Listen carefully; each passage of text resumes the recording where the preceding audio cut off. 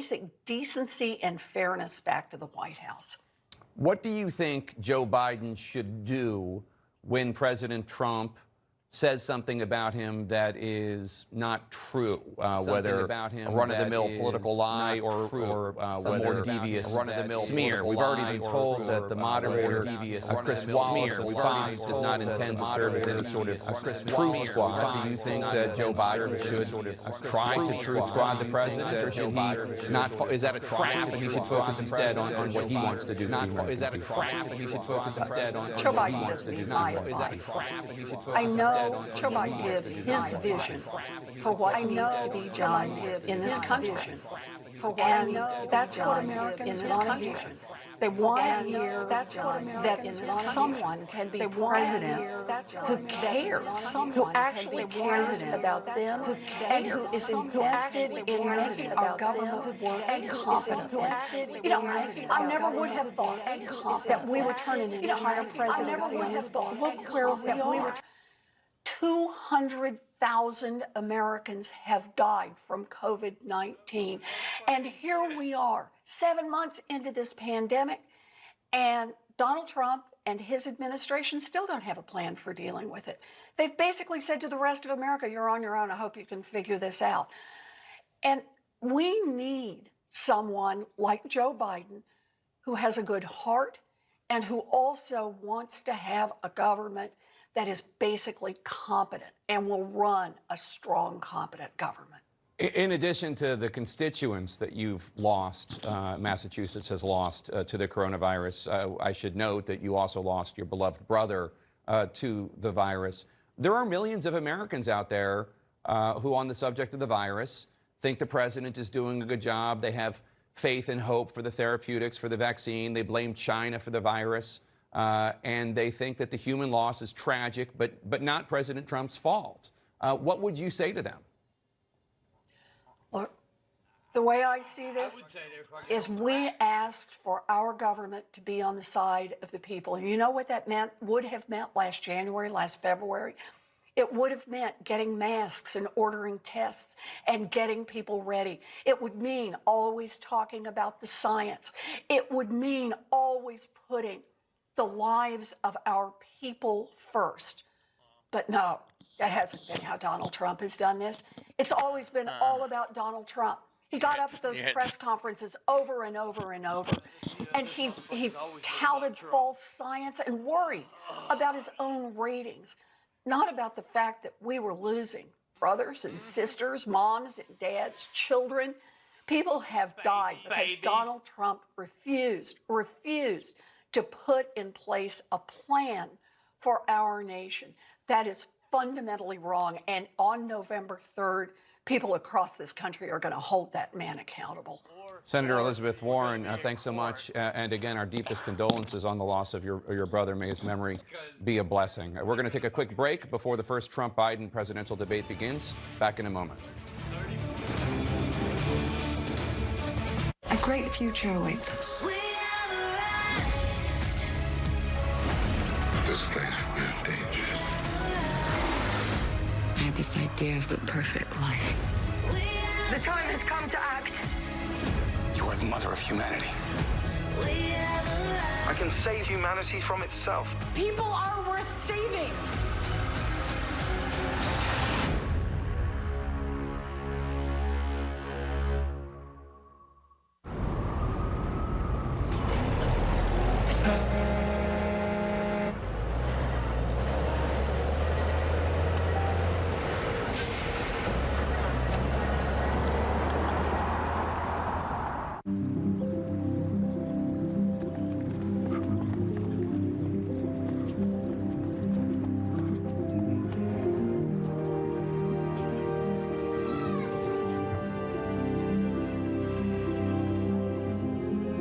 I'm heading to Bridget, so I will be having no Wi-Fi.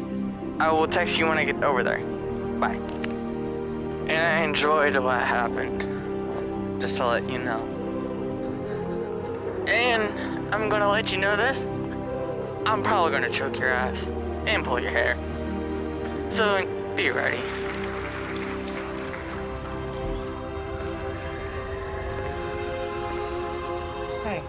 right?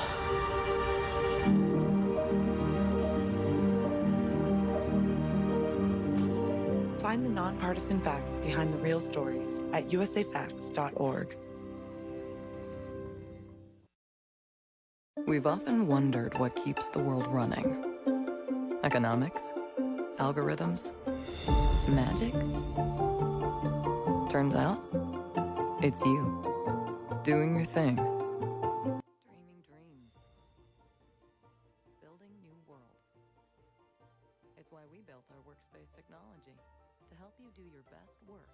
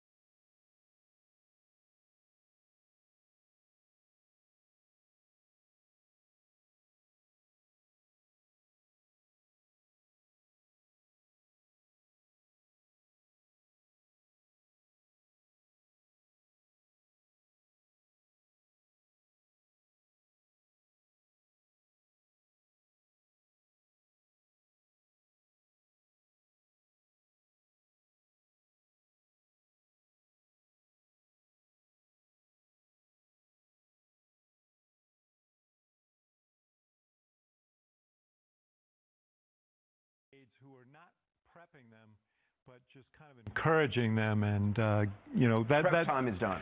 Yeah, you're not going to be. If you're prepping now, you've got some deep problems. So whatever they're going to do, they're going to do. But you want to get them into the right frame of mind. But I must say, I don't know what it's like to prep Donald Trump for a debate, because he approaches this in a different way. He's an entertainer, and who knows, what Is there a danger? I mean, if Joe Biden is used to debates that, yes, he talks about a record, someone else talks about their record, they attack each other's record. That's Donald Trump can be playing a different game. Yeah, no, I think that's a big issue. We heard Elizabeth Warren talk about him talking about his vision and the president he'll be. Jeff Zeleny said he wants to project calm, those presidential qualities that people don't see in Trump. It's really hard to do when you got the guy 6 feet away who's in your grill all the time and interrupting you. And if he remains 6 feet away, I mean, which he no, he will. But think of it this way: it's kind of like you're Joe Biden and you're playing a nice little folk song on your guitar, and then comes this guy with a chainsaw coming at you. That's going to be the difference. There are Biden rules that he has abided by during 47 years of debates over and over and over again. And those are the rules he's used to. Now, he knows Donald Trump. He knows who he is. He watched the Hillary Clinton debates, obviously, probably over and over again. But he's never experienced anything like this. And listen, I wouldn't be surprised because the rules say you can't walk over and shake hands. Trump might just walk over. I mean, you have no idea what Trump is going to do. And I think that's going to be, it's going to be incumbent upon Biden to know why he's there and for whom he's there. That's the thing. If it becomes about, hey, I'm feeling insulted, I want to defend my vote, 1937 vote for the 1973. If he gets into that, if he gets into the rabbit hole, that's not good. But there are two Bidens, and there is a Biden that I think is deeply offended by what's happening to ordinary people. And when he stands and delivers for that, when he speaks from that, he is powerful. But he could go either way. Yeah. And by the way, we're watching President Trump's motorcade arriving at the hall. Sorry. I did 30 presidential debates. Now, look at our taxpayer dollars. The party, but I will tell you several things. If I'm in the Biden camp, this is what I worry about. Number one, an hour and a half continual debate, and most presidential debates, primary debates, you have commercial breaks. You get a chance to go to the bathroom, or you get a chance to talk to somebody, and you get a sense of how you're doing. You get a little feedback, and you're out there. You're on the island. You have no idea. I know David mentioned that, President Obama after the first debate said, I thought I did pretty good. Yet, when you're out there, you don't know. You think you're just in the moment. You're not looking at it like, how am I doing? That never. So what happens, particularly an hour and a half continuing no break, you can get into completely away from all the things that you were briefed on, because you just become in the moment, and it's survival. You're out there on the island, and you're surviving. And so all of this stuff, my point is, he's 77 years old. He's been doing this for a long, long, long time.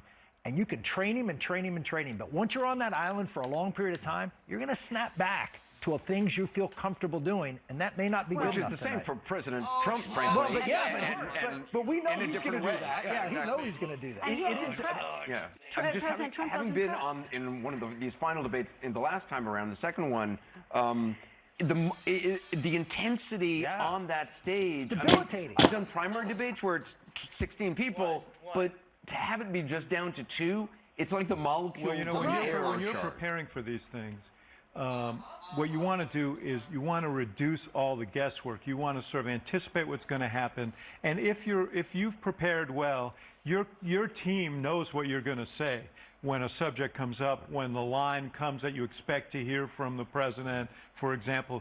Your team will know because you've practiced it and you've rehearsed it, and that's what you got to hope for if you're the Biden team tonight. What do each need to do Well, tonight? if I'm Joe Biden, I'm going to take everything that Donald Trump says and I'm going to turn it to COVID. Do you even care about these 200,000 people who have died? What would it be like to have a president who believes in science? Talk to the American public. Don't talk to Donald Trump.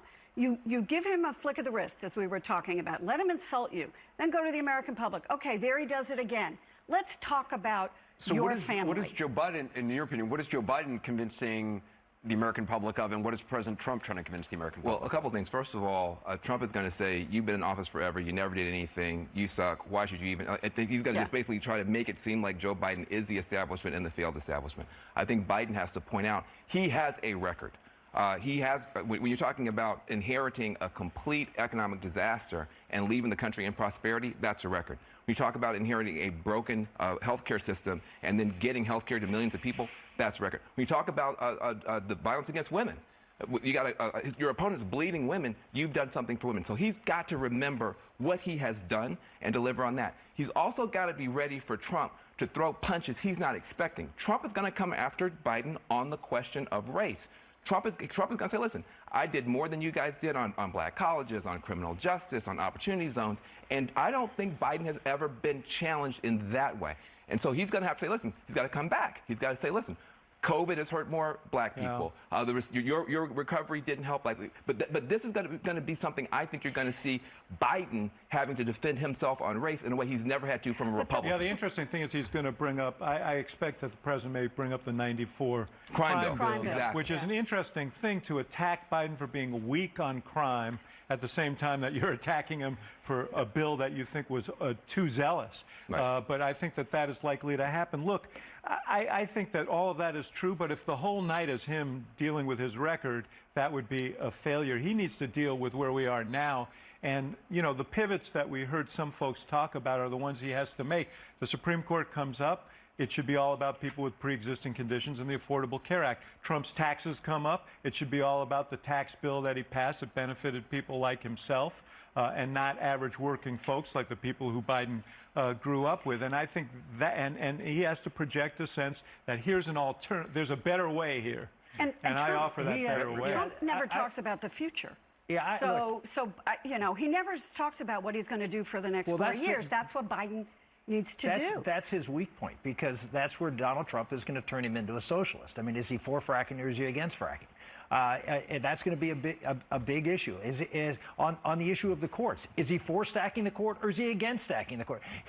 Joe Biden has tried to walk this razor's edge of being a cheerleader for the socialists and at the same time saying, I'm the reasonable guy here and I'm not going to do crazy things. And he's going to have to answer some of these questions clearly. And if he doesn't, then you come into the question, is he up to it?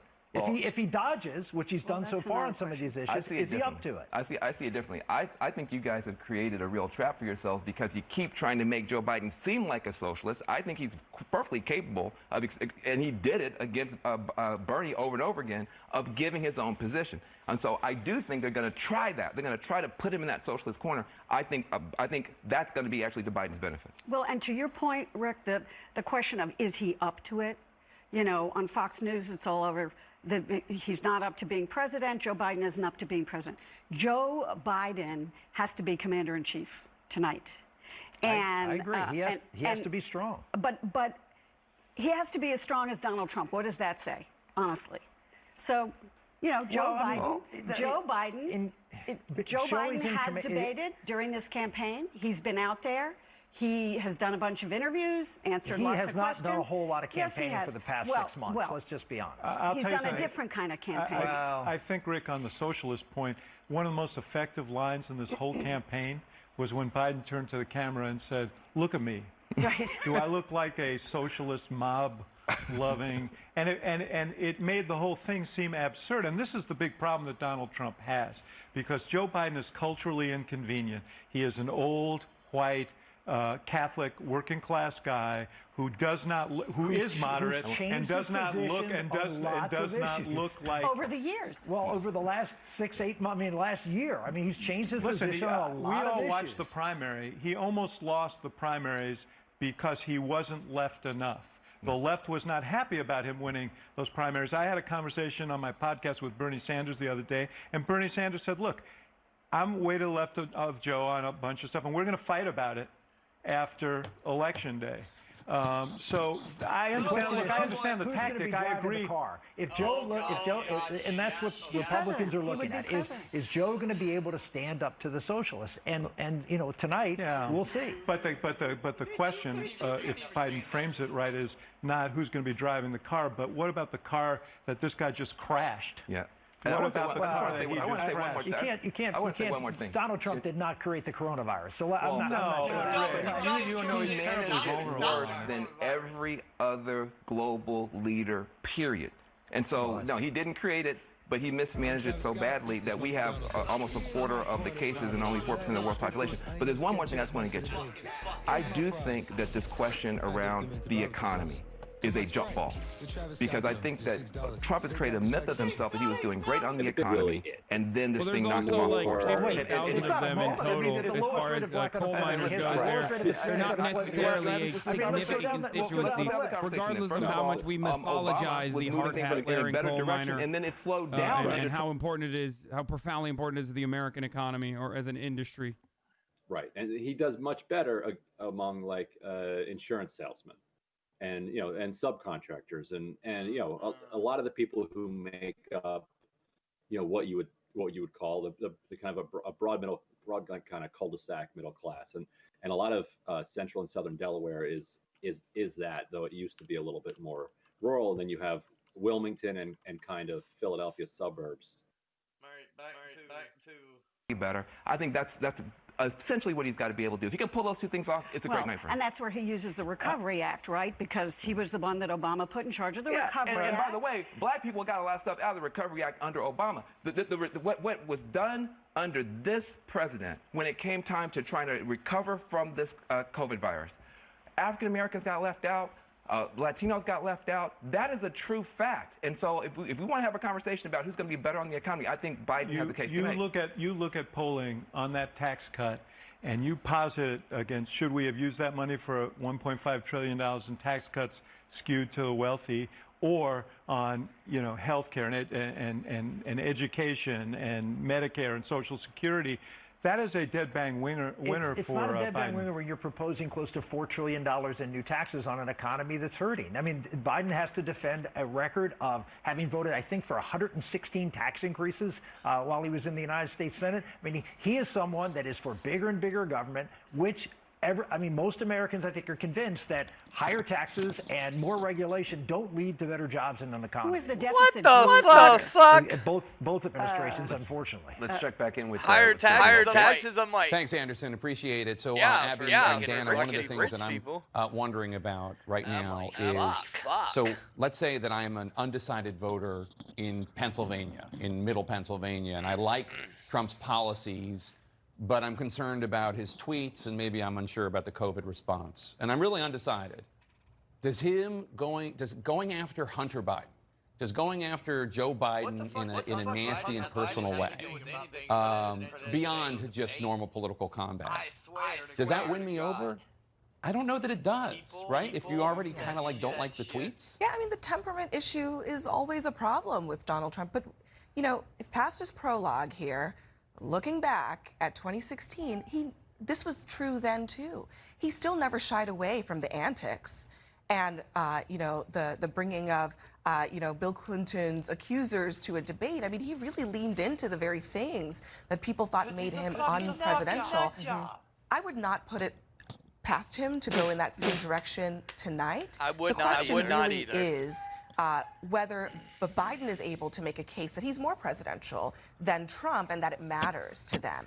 It has to matter to people because a lot of these same undecided voters, they'll say, well, I don't like his personality, but you know, I like my tax bill or I like, you know. You're absolutely right, but you're onto something, Jake. And I've spoken to Trump advisors about this very thing. They're very well aware that Hillary Clinton is not Joe Biden.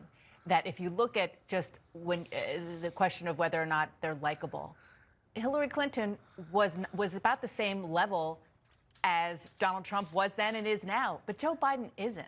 People like him better than they like both of the other candidates, and that does matter when they're going to be perceiving how Donald Trump goes after him. But the Trump campaign, people around him think that he doesn't have a choice because right now it is completely a referendum on Donald Trump, and he needs to make it a contrast debate. Whether it's not just me, it's about whether you want me or this guy. And that's why he's going to be as aggressive as possible. I was told that for the first 30 minutes, he has been prepped to be as aggressive and on the offense as much as he possibly can. Well, I could see that, definitely. And that's also just who he is. Right. But I also think, like, this entire campaign has been a contrast. And I mean, that is, right? Isn't that what Joe Biden has been trying to do, even calling a lid early in the day so the reporters understand he's not going to be in the news that day? Like, he is trying to be a president you don't have to think about every minute of the day. But when, you know this, the term contrast when you're the incumbent is, this isn't just about me. This isn't a referendum on me. It is, do you want me or do you want the person who's on the other side of the stage? Because you think you don't like me, it's going to be me or him. And so the whole goal of any incumbent, especially this one, is to make the guy who wants his job even more undesirable. But I do think one of the things you said about the level of energy that Donald Trump brings to a stage like this is really important, and not for all of the reasons that the Trump campaign wants to make it important, the sort of falsehoods about performance-enhancing drugs. But I do think that as Biden is trying to sort of be the adult in the room, he can't be so boring that he puts people to sleep. I really do think that it's got to be, he has to match Trump energy for energy on that stage. And that's easier said than done when you're trying not to get into it, trying not to get into the gutter. I think that is one of the big challenges for Biden. How do you find a happy middle ground where you're the adult, but you're not, you know, the boring guy, where you don't seem like you have, you know, as much sort of enthusiasm for the job as Trump. I mean, Trump makes the stage and everything about him, and makes everything that he says about himself seem really great. Absolutely. Look, I mean, he does have a certain, I mean, both men have charisma, and Donald Trump is certainly a much more vigorous person, and they try to draw that contrast all the time. What if President Trump is asked a question, and he does what he normally does, which is kind of just a word salad, and he pivots and then attacks Joe Biden, and then Chris Wallace goes to Joe Biden, and what if Joe Biden were to say, just as the adult in the room, he didn't answer your question. I'm willing to give my time to him so he answers your question, because he doesn't have an answer, Chris. Yeah. He doesn't have an answer. I mean, that could be a very good tactic. The downside, I think, from the Biden perspective and the way that they have prepped him is to own the stage. Yeah. And it's hard to own the stage if you're giving up your time to somebody to prove that they don't have an answer. And the other thing is, if past his prologue, Donald Trump didn't have a lot of answers in 2016. Hillary Clinton did. And it didn't make him. Yeah, but now he has a record. Well, now he has a record. Sometimes I think this brings up a very important point about tonight.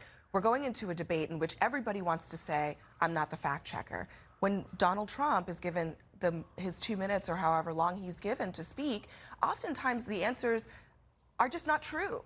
It's an asymmetrical situation here where more often than not, President Trump says things that are not true, and that's more often than other people in the political sphere. So there is a challenge here where Biden is going to have to manage somebody who is a much more prolific liar and teller of falsehoods. And on one particular issue, I think this is going to be critical, the economy. There is nothing that the president likes to inflate more than his misstatements of the Obama-Biden record and his statements about his own record on the economy. I think Biden will be hard-pressed to let that just slide. You're exactly right. But there is a fine line from the perspective of the Biden camp. And again, how I'm told they prepped him, which is you can't be fact-checking all night long, because then, by definition, you are going to be playing on Donald Trump's turf. There will be moments, though, where he's not going to have a choice but to jump in and say, Mr. President, you're just wrong. But he's going to have to pick his moments because he doesn't want to be the fact-checker. Yeah, there are facts to, I mean, there are run-of-the-mill lies that politicians tell. There's the abundance of run-of-the-mill lies that President Trump tells. And then there are just the vile smears that we've heard from this campaign, which we've never had before in American history. Let's go to Wolf Blitzer now. All right, Jake, I want to bring in CNN political director David Chalian. So, David, set the stage for us on tonight's debate, specifically CNN's exclusive instant poll that will give us a quick read on who won. Setting the stage with a mission here for Donald Trump, I want to pick up on something you just heard Dana Bash mentioning. This is the entire mission, making this election about Joe Biden as much as it is about Donald Trump. Donald Trump has failed to do that, Wolf, the entirety of this campaign. He couldn't do it across the 4 nights of his Republican National Convention. We're now 5 weeks away from Election Day.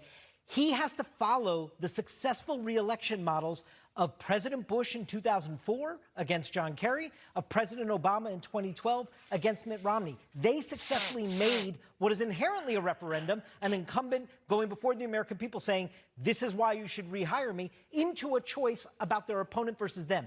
Donald Trump has failed to do that with Joe Biden to date. Tonight is one of the last best chances for him to do so. People are voting. So those are the stakes tonight for the president, who enters this as the underdog. You mentioned the poll. One of the things I'm fascinated to see coming out of tonight's debate in our instant poll, Wolf, not only will we learn from debate watchers who they think won the debate, but we're also going to see if opinions on the candidates changed from going into the debate, before the debate started, and then did anything change coming out of the debate in terms of their opinion of Joe Biden or Donald Trump. Another thing, Wolf, that we're going to check in with on folks is who they think can better handle the issues. You've gone through all the big 6 topics and the areas that are going to be debated. Well, we'll learn in our instant poll tonight on some of these major issues who the debate watchers think, Trump or Biden, will actually do a better job handling those key issues. I want to check in on what's happening right now on the stage as we await the start of this first presidential debate. Take a look. You can see what people are talking up there. We're getting ready. We're only a few minutes away from the start of this debate. It's going to be a significant moment. Hi. Let's do this. I was training for the Olympics, and unfortunately I got injured and didn't make the team. I ate and drank everything in sight. I did anything and everything that I thought would get me like that skinny, and it never worked. And then I tried Noom. And then I tried Noom. Noom taught me how to change my habits a little by little. They say it's based on a cognitive behavioral approach. I just say it works. Visit Noom.com and lose the weight for good. And you're looking at the debate stage. We're just about 10 minutes away from the start of the debate. In moments, we expect First Lady Melania Trump and Vice President Biden's wife, Dr. Jill Biden, to be coming into the room, and they will be seated. Chris Wallace, of course, is the moderator tonight. Both candidates will come out. They will not shake hands per the regulations because of COVID-19.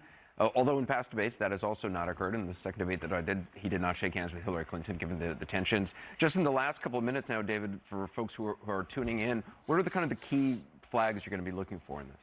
Well, I think the one that's been mentioned around the table, which is how does Biden navigate Trump's antics and his if he says something that's untrue, what does he do? If he says something provocative and personal, how does he handle it and still maintain that kind of presidential demeanor and talk to the country about the future that he envisions and the change that he would bring?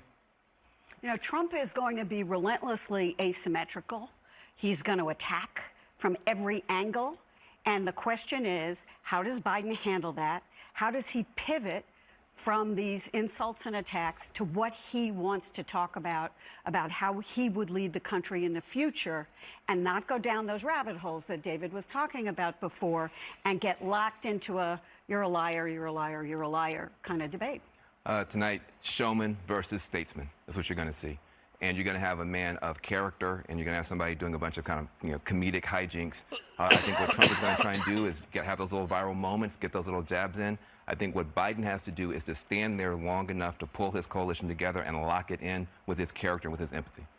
If that happens the way Van described it, Trump won't be the president after this. But I'm not sure that's going to happen. I think Donald Trump will, from the first minute, be on attack, and just whether they ask a question about him, he will turn it in attack. I mean, this will be an hour and a half of Joe Biden just getting beat up, because I think they believe that they have to make this race about Joe Biden, number one, and they believe he won't be able to stand up under the pressure. But can't Joe Biden attack back? I mean, can't he turn everything and say, where was your leadership during COVID? I'm just telling you, if I were the Biden, I'd be prepared for an hour and a half street fight. Listen, I don't think they want that, but if it becomes a scrum and it's a 90-minute street fight and Biden's still standing at the end of it, I agree. Then I think that he has done what he needs to do. But it is one of the things that this president hasn't really been able to define Joe Biden for a variety of reasons. Yeah, no, I mean, like when you're running a campaign against a challenger, you want to make that challenger as much of an issue as you. And he had, and they have not been able to do that. With Biden, they've tried many different avenues, and they haven't been able to make one stick. And now we're 34 days out. It's getting late to do that. This debate is really crucial. If they're going to open up some wounds here that are going to really mean something, this debate is going to have to produce that. I think that what I've seen is every time people attack Joe Biden, it backfires. Castro went after Biden and disappeared. Kamala went after Biden and had to get out the race, and luckily she's back in. There's something about Joe Biden. He has some Teflon, and so I just don't think that he's going to get up there. Beat up Joe Biden. Beat up one of the most beloved people in the country. Beat up somebody who's buried half his family. Beat up somebody who cares about you. I don't think this is going to go the way that they think it's going to go. If they do what you just said, I think that may actually help Biden more than hurts him. You know the old Reagan line, there you go again? And you can, Joe Biden can use that against Donald Trump. If he continues to attack him, Joe Biden can smile at him and say, okay, that's a lie, and go on. I mean, I am sure, actually, that they have responses ready-made for him to just flick something back at the president and then turn and take it back to him. The bottom line is Republicans believe that Joe Biden has lost more than just a step. And they believe that an hour and a half of a smackdown will become evident. That's what I think. But you need more. But you need to say about that is that is a gamble that they're willing to take. I'm not saying they're going to do. You also need more than Republicans. That's the gamble. I think they're in a position that they have to take. Right. You need more. You need more than Republicans. You have to persuade others. And the fact is, if you look at this polling and you ask who has the mental acuity to be president, they're pretty even in this regard. So they've got a lot of ground to make up here. If you're playing at the base and that's your argument, fine, but not voters that you might need to persuade. I think you do have people who are in the Democratic coalition right now who they want to vote because they want to vote against Donald Trump, but they also need some reassurance tonight. It's not just Republicans who need that reassurance. I think there's some Democrats who need that reassurance too, that he's tough enough, that he's strong enough. But I think that he's going to be up to it. If you remember when he was in that big old mix of all the other Democrats, he's kind of looking lost and would cut himself off. Once it got down to just him and Bernie, he was able to hang. And I don't think it's just because Bernie didn't go after him personally. I think it's because I think Joe has a lot to say and wants to say it and will say it tonight. I mean, don't forget, one thing I was thinking of, I was looking back at the debates in 2016. The old Trump thing, what have I got to lose? 2016, not as much as he has to lose now. He has a lot to lose now, and he's going to be tough. How do you see the debate starting just in terms of topics? I mean, what's the first question from Chris? Isn't it hard? Is it COVID? Is it taxes? Isn't it hard for the tax thing not to be I think Chris high up in this deal? As a occasional moderator, there's a couple different ways to go about it. Taxes would be the obvious one. Yeah, I think the courts also those are the two most recent news, would be the court nomination and taxes. You would probably lead with what's But sometimes if something's so obvious, the taxes, for instance, you might go COVID with, look. there's the Trump family entering. The only reason I think Wallace doesn't lead with the text, because it's clearly leading with just an antagonistic topic. Right. And I think COVID? coming out of the box, that just may look, I just think we'll look badly. And I think we'll make Chris look like he's taking sides. Also, you can make the argument as a moderator, he doesn't need to be the one necessarily introducing it first, because Joe Biden's going to mention it no matter what. I take something that's a lot more neutral as a starter. That way you're not setting the table, picking one side's weak point as opposed to somebody else. On your point, Rick, about whether Biden can execute on what Gloria suggests, which is to hit and pivot, we're going to know very quickly, I think, because of what you said, because the president is going to be attacking him from the start, and we'll know if he has a strategy to deal with that. I think we'll get a sense early in this debate. And here's the point again: hour and a half, no breaks, nobody to talk to, not getting any feedback. Whether that strategy is actually working, because he may stick to that strategy whether it's working or not, because that's what he was trained to do, or he may be sticking to it. And the fact that Trump keeps not working, I better change. All these things are dynamics. Again, unless you're out there on that stage and you have to live that, you have no idea what's going on. Also, in debates, if you look at the ones with Clinton, Donald Trump is almost sort of doing a jazz performance. I mean, he's like riffing on what's happening. Holding the mic, right? Commenting. He's actually enjoying it, whereas the other person is clearly not enjoying the experience. And I wonder if the same dynamic But the point is, it's debilitating, and that's the point I keep making. It's over time, an hour and a half. It'll wear you down. I just want to say one thing that we haven't talked about is that the families are both there. And these are two men who love their families. They are very, very, committed to family stuff. And so I'm very curious to see what's going to happen. Hey, listen, I'm going to tell you. Listen, Trump is proud to be a Trump. Biden is proud to be a Biden. When the family issues hit, and I think they will hit, I think there will be questions raised about Hunter. I think we're going to see how does he handle that. And also, some of this family stuff is now fair game because of this tax stuff. So you might be in a situation now where you have two dads proud of their families, proud of themselves, trying to navigate in public life that kind of a family feud, which is now a part of national life. I think that we may be we're talking about Biden getting hit and then pivoting. But I think Biden's going to hit back a little bit, too. I do. If it's, I don't know if it's on family per se, Van, but I do think that there are going to be issues that Biden's just going to go right back at him. We are just minutes away. Let's go back to Jake. Well, it's obviously a huge night, and we're just minutes away from it. Dana, closing thoughts as we prepare for this big moment? That this is really one of the most important moments that we've seen in politics, certainly since we've all been covering it, definitely for me, because of the reason that we were talking about. We are in a pandemic, and people haven't really been able to see these candidates in the traditional ways that we usually see candidates, especially at this late stage of the game. And this is a high-stakes moment no matter what year, but especially right now. There's First Lady Melania Trump walking in with a mask. Not often seen at events where her husband is featured, but all of her family walked in with masks. Abby? Yeah, I mean, you can't forget the fact that we are in a country in crisis. And I think the American people are looking for some version of strength, and they're going to see two different kinds here tonight. One man, President Trump, who leads from his gut, and another man, Joe Biden, who says to the American public, I'm leading with the help of experts and my own experience in government. Those are two very stark choices, and I think it's going to be really on display. But to the extent that these two men have strengths and weaknesses, watching them and covering them over the years, I think this is going to be a pretty well-matched fight, and it's going to be a slugfest. Except they're very different styles, right? Yeah. One guy conveys empathy, the other guy conveys, you can call it toughness, you can call it nastiness.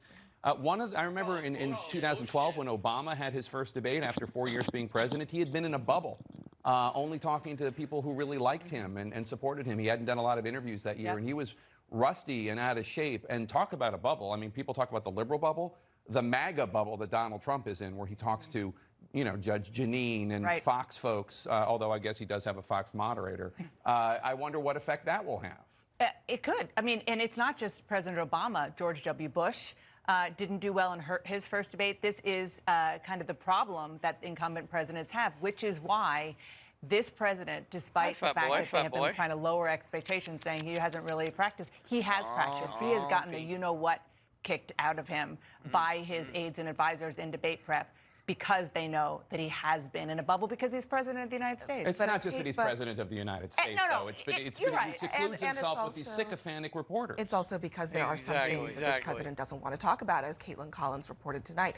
He doesn't like to talk about his money. Will he be prepared to talk about things that are getting under his skin in that way? And did he do enough preparation for those things? I do think, though, to concede to the president in some ways, he does take tough questions from the media all the time. He doesn't always answer from those the White House questions. Press Corps. From the White House Press Corps. I mean, in interviews, in long interviews. Not in interviews, but from the White House Press Corps. I do think that matters. No, it does matter, and that is something that he does that Obama did not. Yeah. But the point is, he's in a reward system where the most MAGA-friendly stuff gets applauded. Wolf? You know, the moment that this campaign has been building to for months, President Trump and former Vice President Joe Biden taking the stage, going head-to-head in their first presidential debate at this crucial time in America's history. The pandemic, the economy, race in America, the Supreme Court. They will be asked about the very difficult issues Americans are facing right now, the first of three presidential debates about to begin. Good evening. Good evening. Chris Wallace. Chris Wallace. Folks.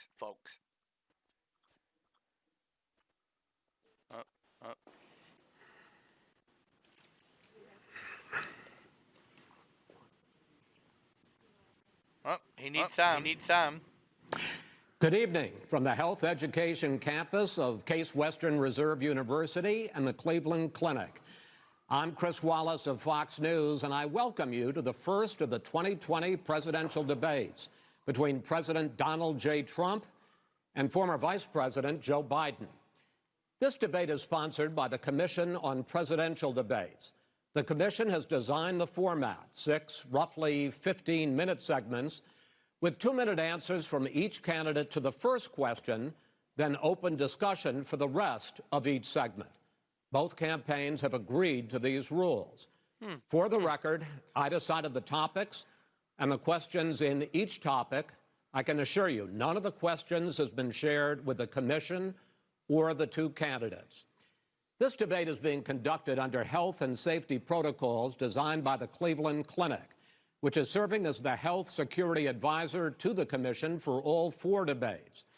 As a precaution, both campaigns have agreed the candidates will not shake hands at the beginning of tonight's debate. The audience here in the hall has promised to remain silent. No cheers, no boos or other interruptions, so we, and more importantly you, can focus on what the candidates have to say. No noise except right now, as we welcome the Republican nominee, President Trump, and the Democratic nominee, Vice President Biden. Oh boy, oh boy. Here we go, folks.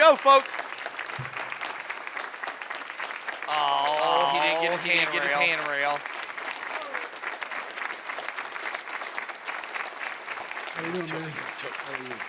Look how slow he walks. Fucking drunk. Oh, no. Gentlemen, a lot of people have been waiting for this night, so let's get going. Our first subject is the Supreme Court. Oh boy. President Trump, you nominated Amy Coney Barrett over the weekend to succeed the late Ruth Bader Ginsburg on the court. You say the Constitution is clear about your obligation and the Senate's to consider a nominee to the court. Vice President Biden, you say that this is an effort by the president and Republicans to jam through an appointment and what you call an abuse of power. My first question to both of you tonight, why are you right in the argument you make and your opponent wrong? And where do you think a Justice Barrett would take the court? President Trump, in this first segment, you go first, 2 minutes. Thank you very much, Chris. I will tell you very simply, we won the election. Elections have consequences. We have the Senate, we have the White House, and we have a phenomenal nominee, respected by all, top academic, good in every way, good in every way. In fact, some of her biggest endorsers are very liberal people from Notre Dame and other places. So I think she's going to be fantastic. We have plenty of time, even if we did it after the election itself. I have a lot of time. Are you going to answer the question? So I think fucking Biden's over there like, taking a note of his ass, reply. As good as anybody that has served on that court. We really feel that. We have a professor at Notre Dame, highly respected by all, said she's the single greatest student he's ever had. He's been a professor for a long time at a great school. And we won the election, and therefore we have the right to choose her. And very few people knowingly would say otherwise. And by the way, the Democrats, they wouldn't even think about not doing it. If they had, the only difference is they'd try and do it faster. There's no way they would give it up. They had Merrick Garland, but the problem is they didn't have the election, so they were stopped. And probably that would happen in reverse also. Definitely would happen in reverse. So we won the election, and we have the right to do it, Chris. President Trump, thank you. Same question to you, Vice President Biden. You have 2 minutes. Well, first of all, thank you for doing this, and looking forward to this, Mr. President. Thank you, Joe. The American people have a right to have a say in who the Supreme Court nominee is, and that say occurs when they vote for a United States senators and when they vote for the President of the United States. They're not going to get that chance now because we're in the middle of an election already. The election has already started. Tens of thousands of people have already voted. And so the thing that should happen is we should wait. We should wait and see what the outcome of this election is, because that's the only way the American people get to express their view is by who they elect as president and who they elect as vice president. Now, what's at stake here is the president's made it clear he wants to get rid of the Affordable Care Act. He's been running on that, he ran on that, and he's been governing on that. He's in the Supreme Court right now trying to get rid of the Affordable Care Act, which will strip 20 million people from having insurance, health insurance now, if it goes into court.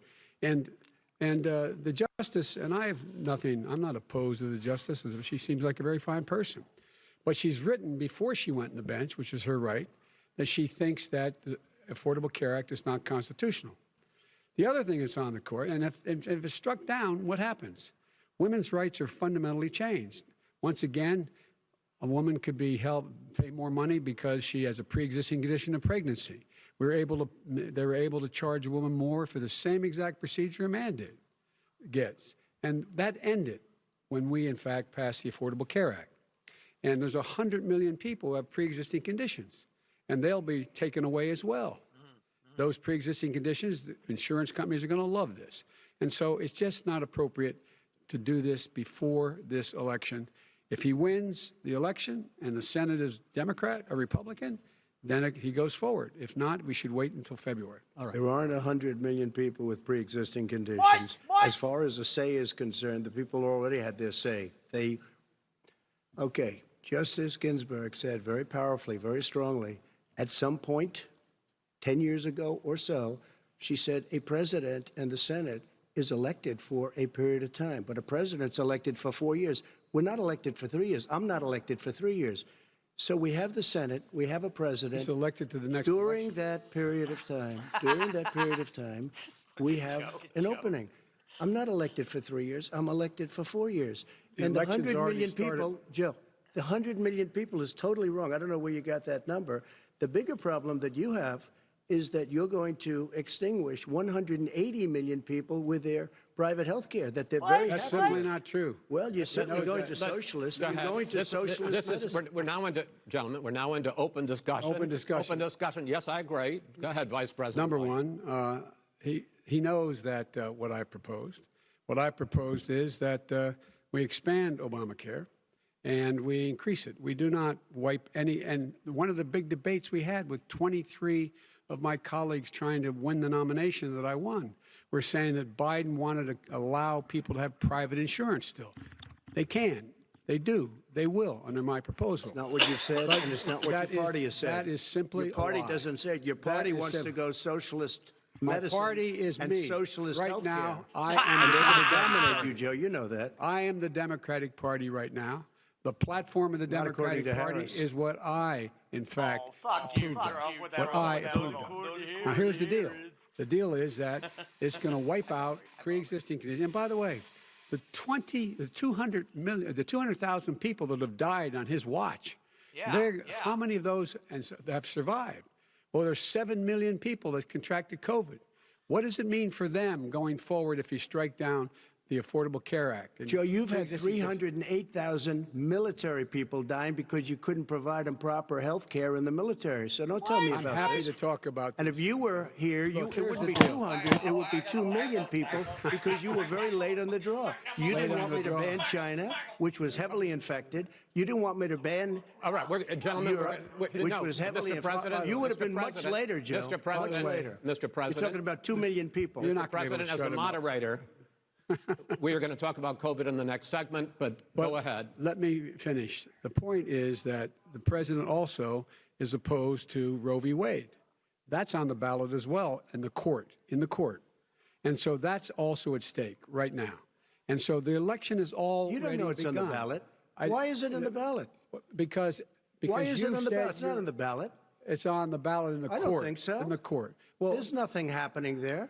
Donald, would you and just you don't be quiet know for a her view on Roe v. Wade. You I don't don't know her know. view. Well, all right. Let's talk. We got a lot to unpack here, gentlemen. We got a lot of time. So on health care, and then we'll come back to Roe v. Wade. All right. Mr. President, the Supreme Court will hear a case a week after the election in which the Trump administration, along with 18 state attorneys general, are seeking to overturn Obamacare, to end Obamacare. You have spent the last... Because they want to give good health care. If I may ask my question, sir. Good health care. Over the last 4 years, you have promised to repeal and replace Obamacare, but you have never in these 4 years come up with a plan, a comprehensive plan to replace Obamacare. What plan? Well, I got rid of the individual mandate. I'm going to give you an opportunity. I got rid of the individual mandate, which was a big chunk of Obamacare. That is absolutely a big thing. That was the worst part of Obamacare. Sir, Chris, that was the worst part of Obamacare. Let me ask my question. Well, I'll ask Joe. The individual mandate was the most unpopular aspect of Obamacare. I got rid of it. I'd like and we will protect people with President, I'm the moderator of this debate, and I would like you to let me ask my question, and then you can answer your question. You, in the course of these 4 years, have never come up with a comprehensive plan to replace Obamacare. And just this last Thursday, you signed a largely symbolic executive order to protect people with pre-existing conditions 5 days before this debate. So my question, sir, is what is the Trump health care plan? Right. Well, first of all, I guess I'm debating you, not him, but that's okay. I'm not surprised. Let me just tell you something, that there's nothing symbolic. I'm cutting drug prices. I'm going with favored nations, which no president has the courage to do because you're going against Big Pharma. Drug prices will be coming down 80 or 90%. You could have done it during your 47-year period in government, but you didn't do it.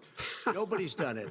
So we're cutting health care. All of the things that we've done, insulin, I'll give you an example, insulin. It was destroying families, destroying people. The cost, I'm getting it for so cheap.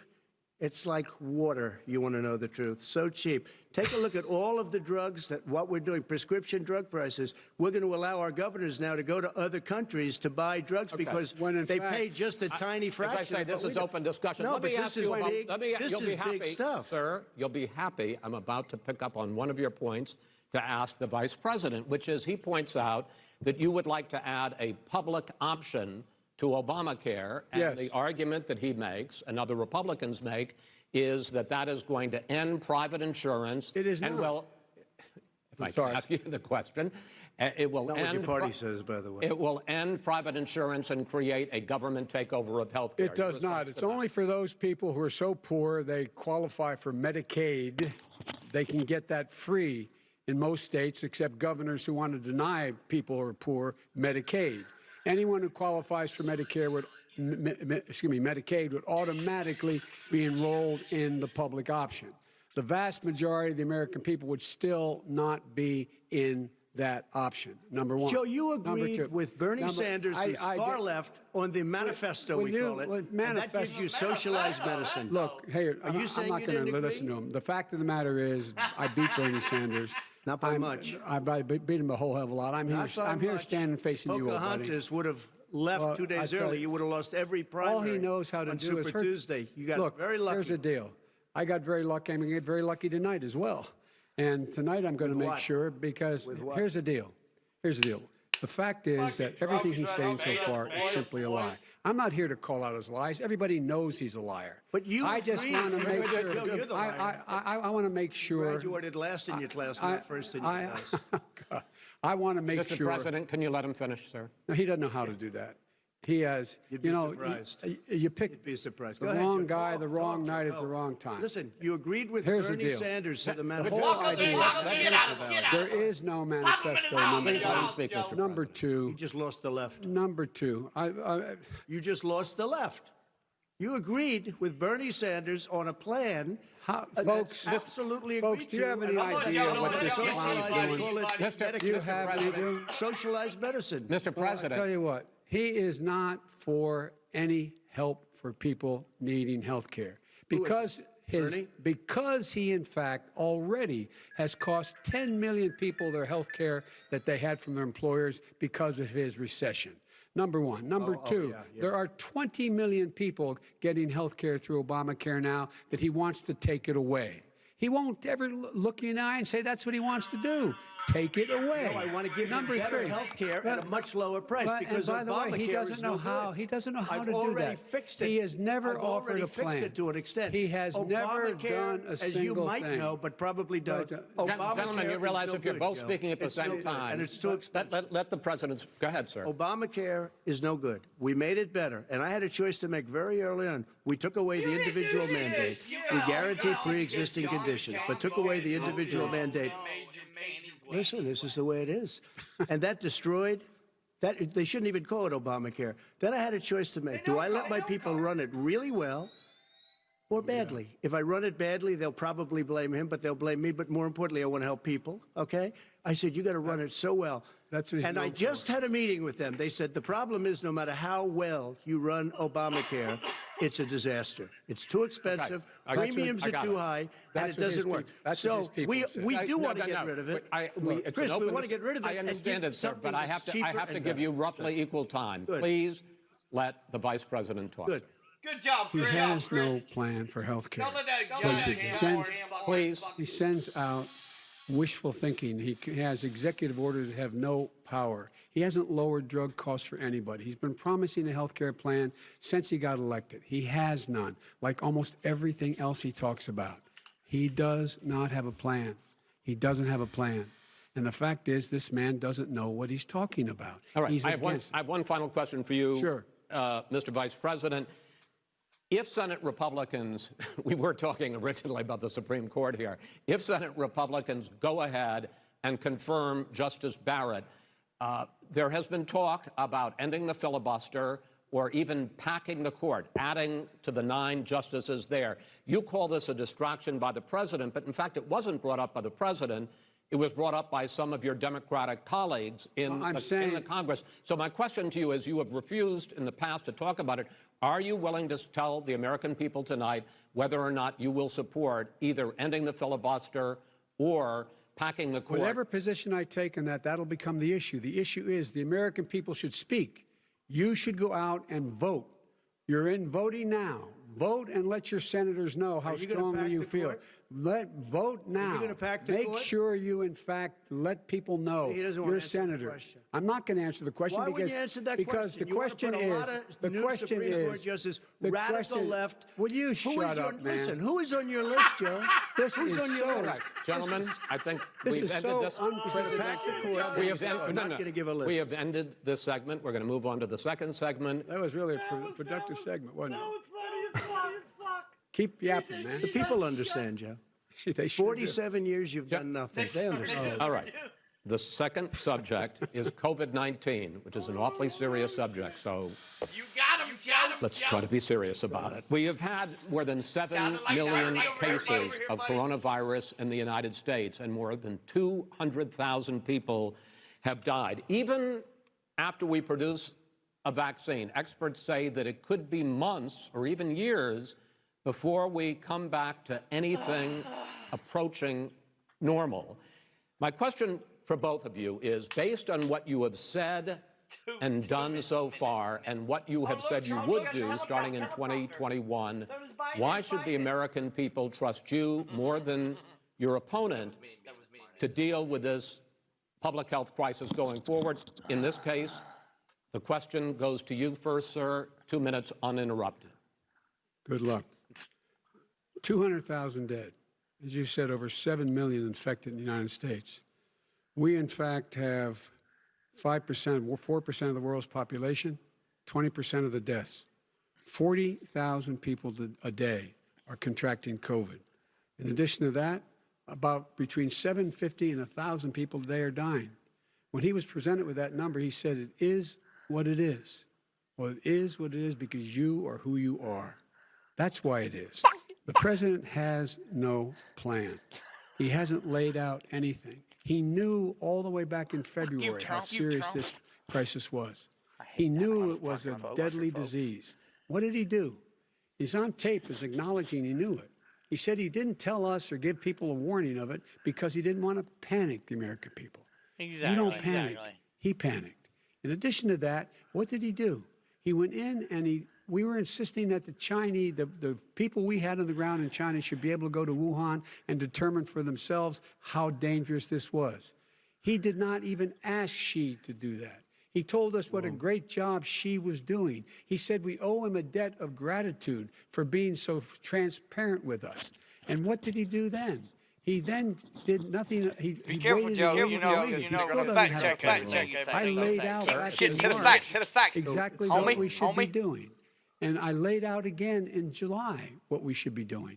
We should be providing all the protective gear possible. We should be providing the money the House has passed in order to be able to go out and get people the help they need to keep their businesses open schools. It costs a lot of money.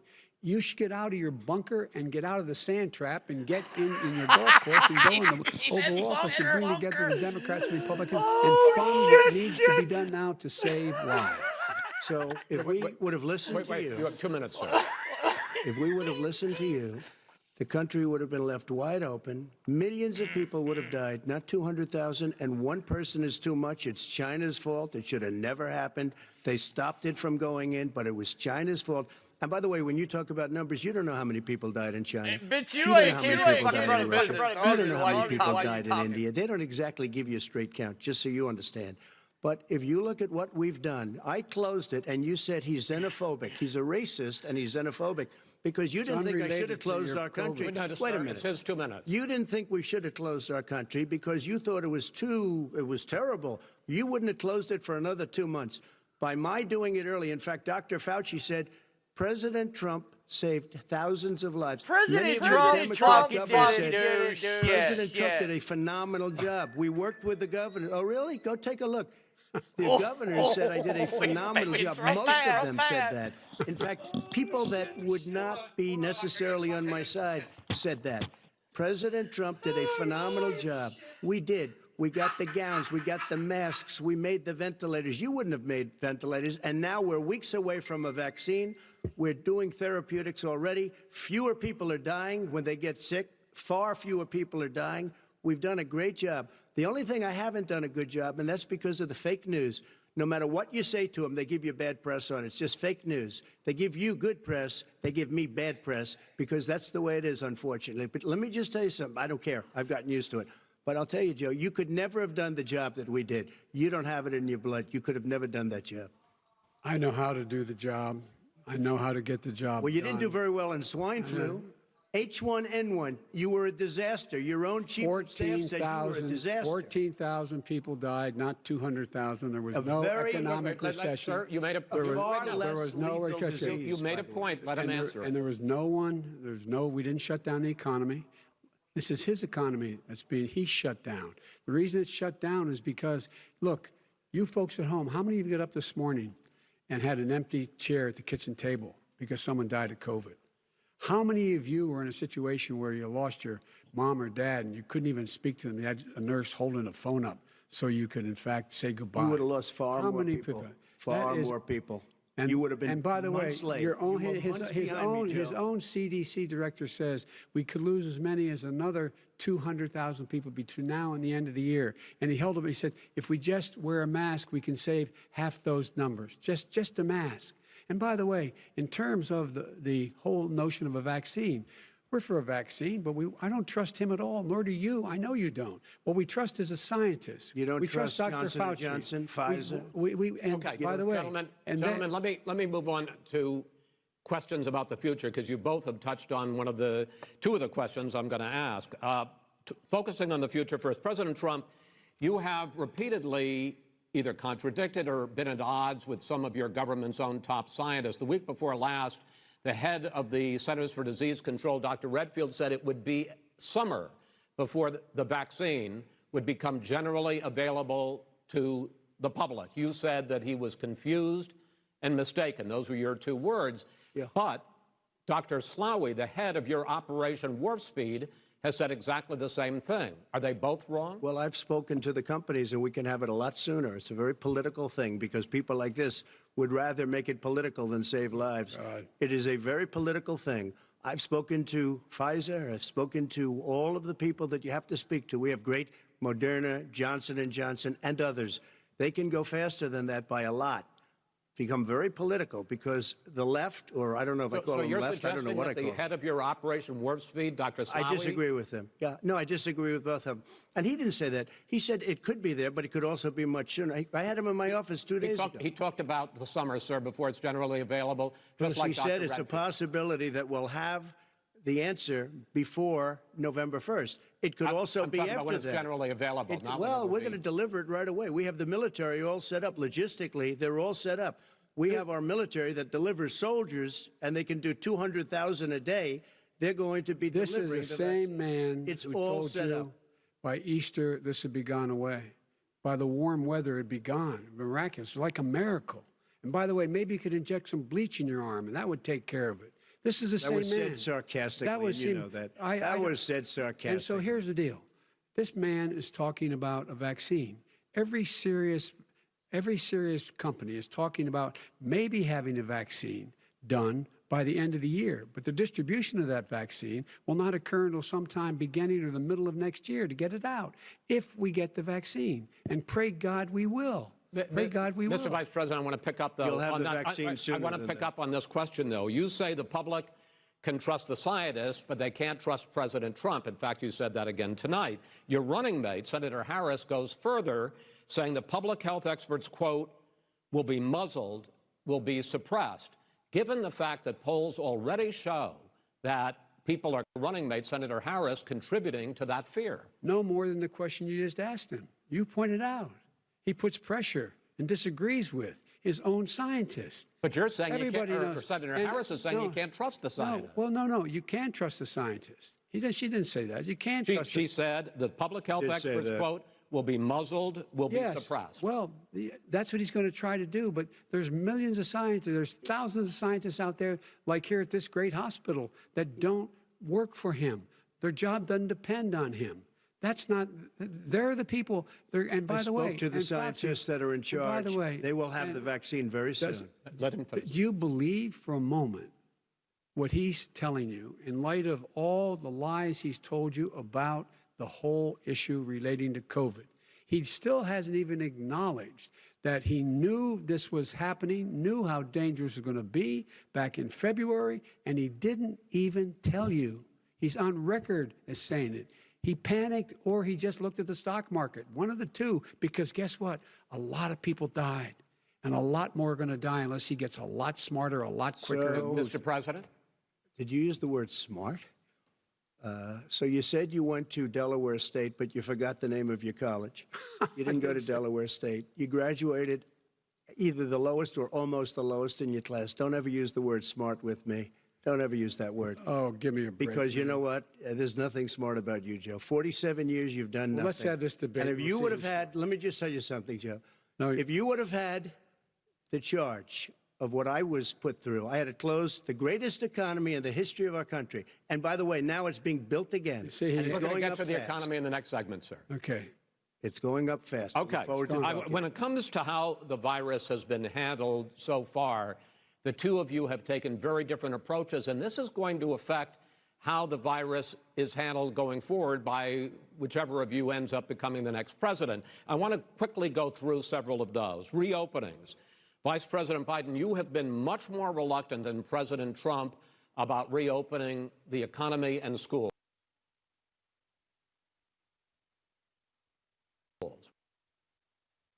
Be able to reopen with the PPE as well as with the sanitation they need. You have to provide Tell that them to plastic. Nancy Pelosi.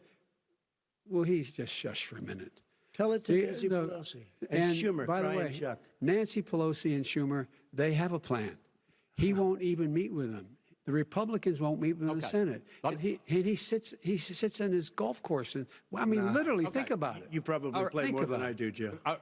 What about this question of reopenings and the fact? Well, he wants to shut down this country, and I want to keep it open.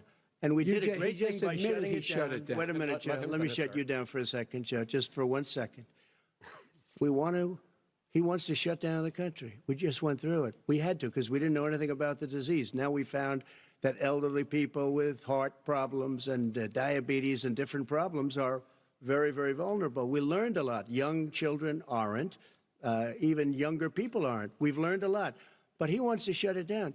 More people will be hurt by continuing. If you look at Pennsylvania, if you look at certain states that have been shut down, they have Democrat governors all. One of the reasons they're shut down is because they want to keep it shut down until after the election on November 3rd. I want to move on to another because subject. it's a political subject. But those states are not doing well that are shut down right now. Respond to that. President Trump, you have begun to increasingly question the effectiveness of masks as a disease preventer, and in fact, recently you have cited the issue of weight.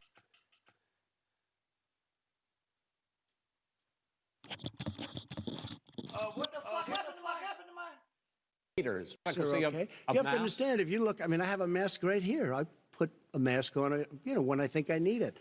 Tonight, as an example, everybody's had a test, and you've had social distancing and all of the things that you have to, but I wear masks when needed. When needed, I wear a mask. Okay, let me ask. I don't wear masks like him. Every time you see him, he's got a mask. He could be speaking 200 feet away from it. He shows up with the biggest mask I've ever seen. I will say this. Vice President Biden, go ahead, sir. Look, the way to open businesses is give them the wherewithal to be able to open. We provided money. The Congress. But I was asking you, sir, about masks. Well, masks make a big difference. His own head of the CDC said if we just wore masks between now, everybody wore masks in social distance between now and January, we'd probably save up to 100,000 lives. It matters. And they've also said the opposite. They've also said no serious person said the opposite. Well, look at Dr. Fauci. Dr. Fauci said the opposite. He did not say the opposite. We got a little bit more than a minute left in this segment. Masks are not good. Then he changed his mind. He said masks are good. I'm okay with masks. I want to ask you both about one last subject, because your different approaches has even affected the way that you have campaigned. President Trump, you're holding large rallies with crowds packed together, thousands of people. Outside, yes, sir, agreed. Vice President Biden, you are holding much smaller events with... Because nobody will show up. People with... Well, it's true. Nobody shows up to his rallies. All right. In any case, why you holding the big rallies? Why you not? You go first, sir. Because people want to hear what I have to say. I mean, but are you not worried about a great job as a president, and I'll have 35,000 people show up at airports. We use airports. Are you not worried about the disease issues, sir? We have a lot of people. Well, so far, we have had no problem whatsoever. It's outside. That's a big difference, according to the experts. And we do them outside. We have tremendous crowds, as you see. I mean, and literally on 24 hours' notice. And Joe does the circles and has 3 people someplace. Okay. By the way, did you see one of the last big rallies he had?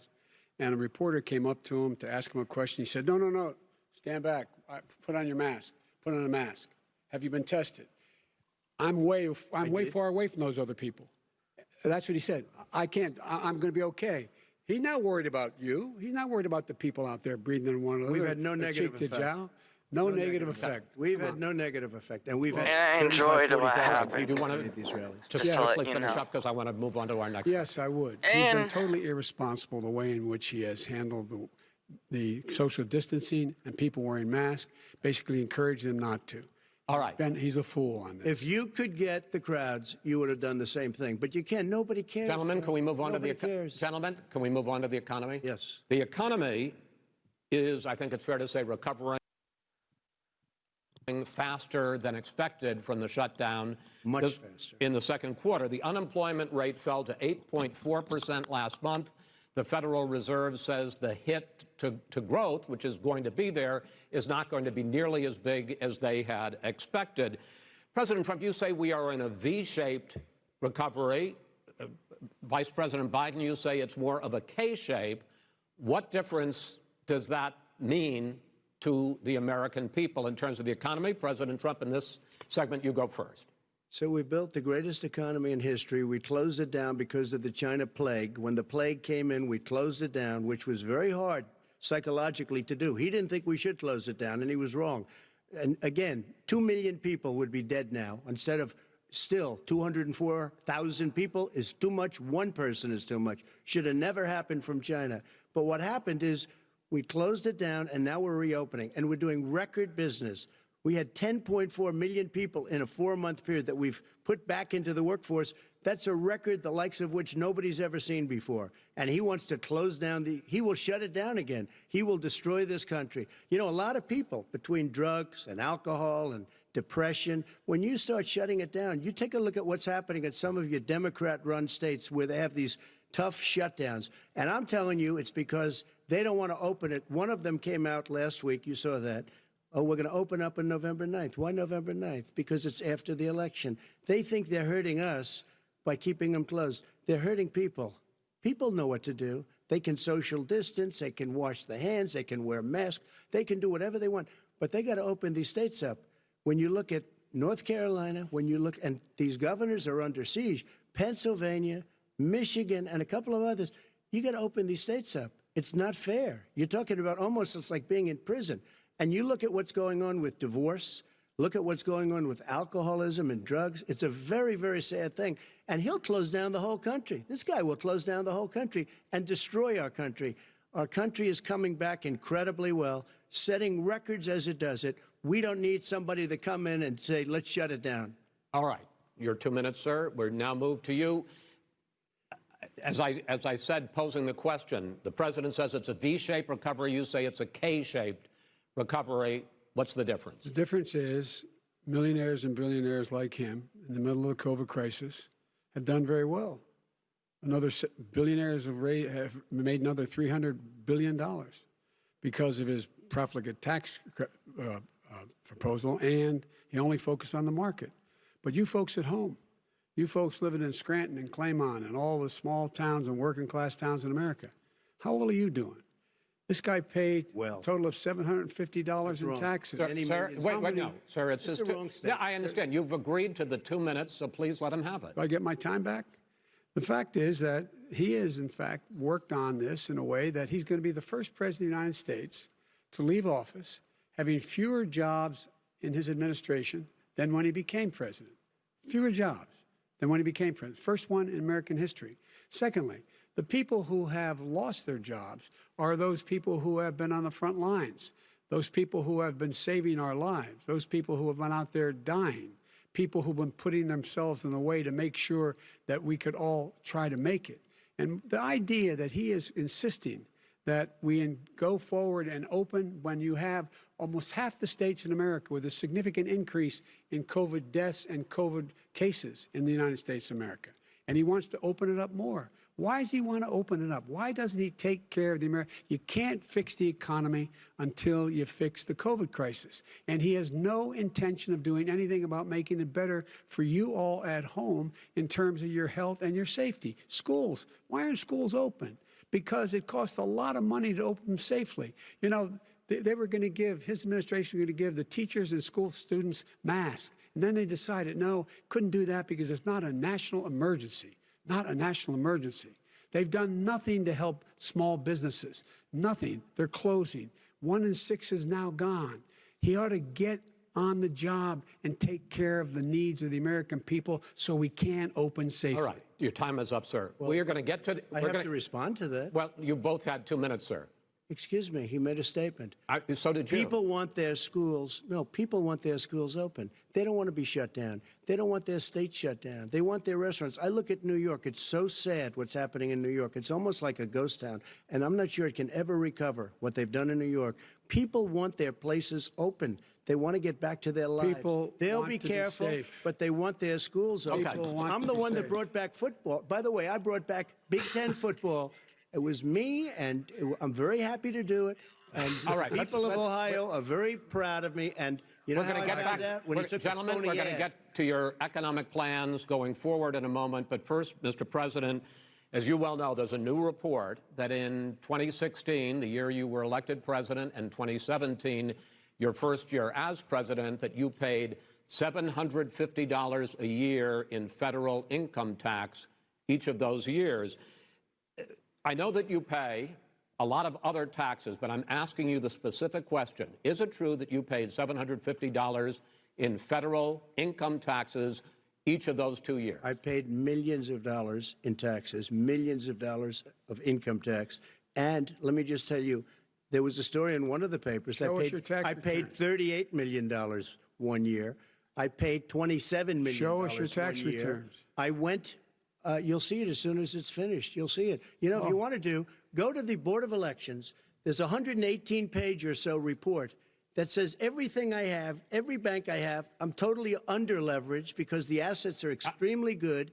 And we have a very, I built a great company. I'm asking you a specific question, which is... But let me tell you... I understand all of that. I understand all of that. No, Mr. President, I'm asking you a question.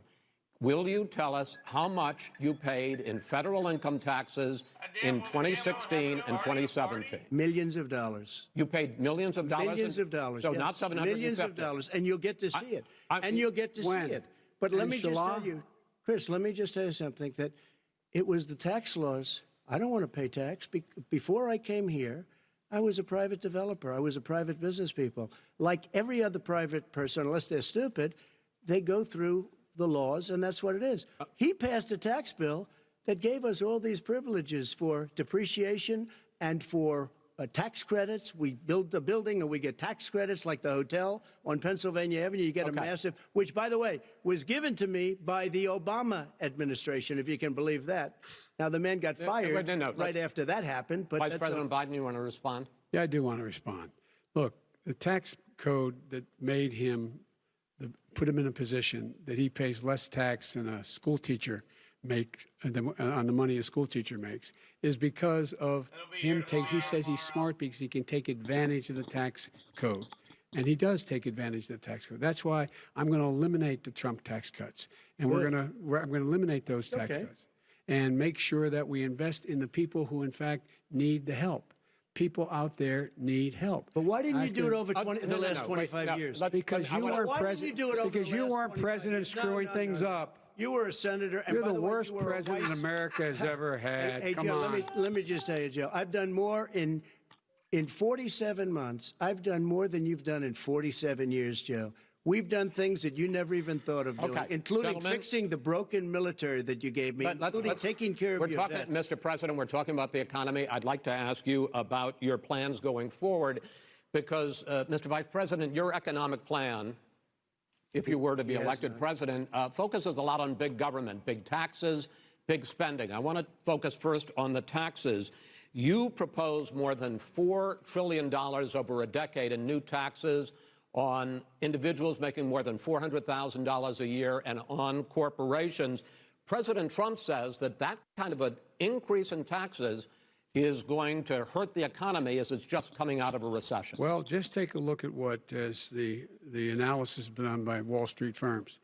Points out that my economic plan would create 7 million more jobs than his in 4 years, number one. And number two, it would create an additional $1 trillion in economic growth because it would be about buying American.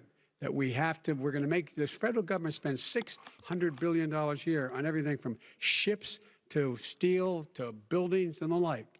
And under my proposal, we're going to make sure that every penny of that has to be made by a company. But respectfully, sir, I'm talking about taxes, not spending. By the way, I'm going to eliminate a significant number of the tax. I'm going to make the The corporate tax, 28%. It shouldn't be 21%. You have 91 companies, in the Fortune 500, who don't pay a single penny in tax, making billions of dollars. Why didn't you do it Billions before of when you were vice president with Obama? Because you, in fact, passed that.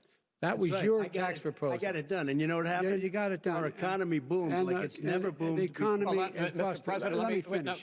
Mr. President, let me pick up on that. You would continue your free market approach, lower taxes, more deregulation, correct? Not lower taxes for the American people. Let me, Excuse me. But in Obama's, you talk about the economy booming, it turns out that in Obama's final 3 years as president, more jobs were created, 1.5 million more jobs than in the first 3 years of your presidency. They had the slowest recovery economic recovery since 1929. It was the slowest recovery. Also, they took over something that was down here. All you had to do is turn on the lights and you pick up a lot.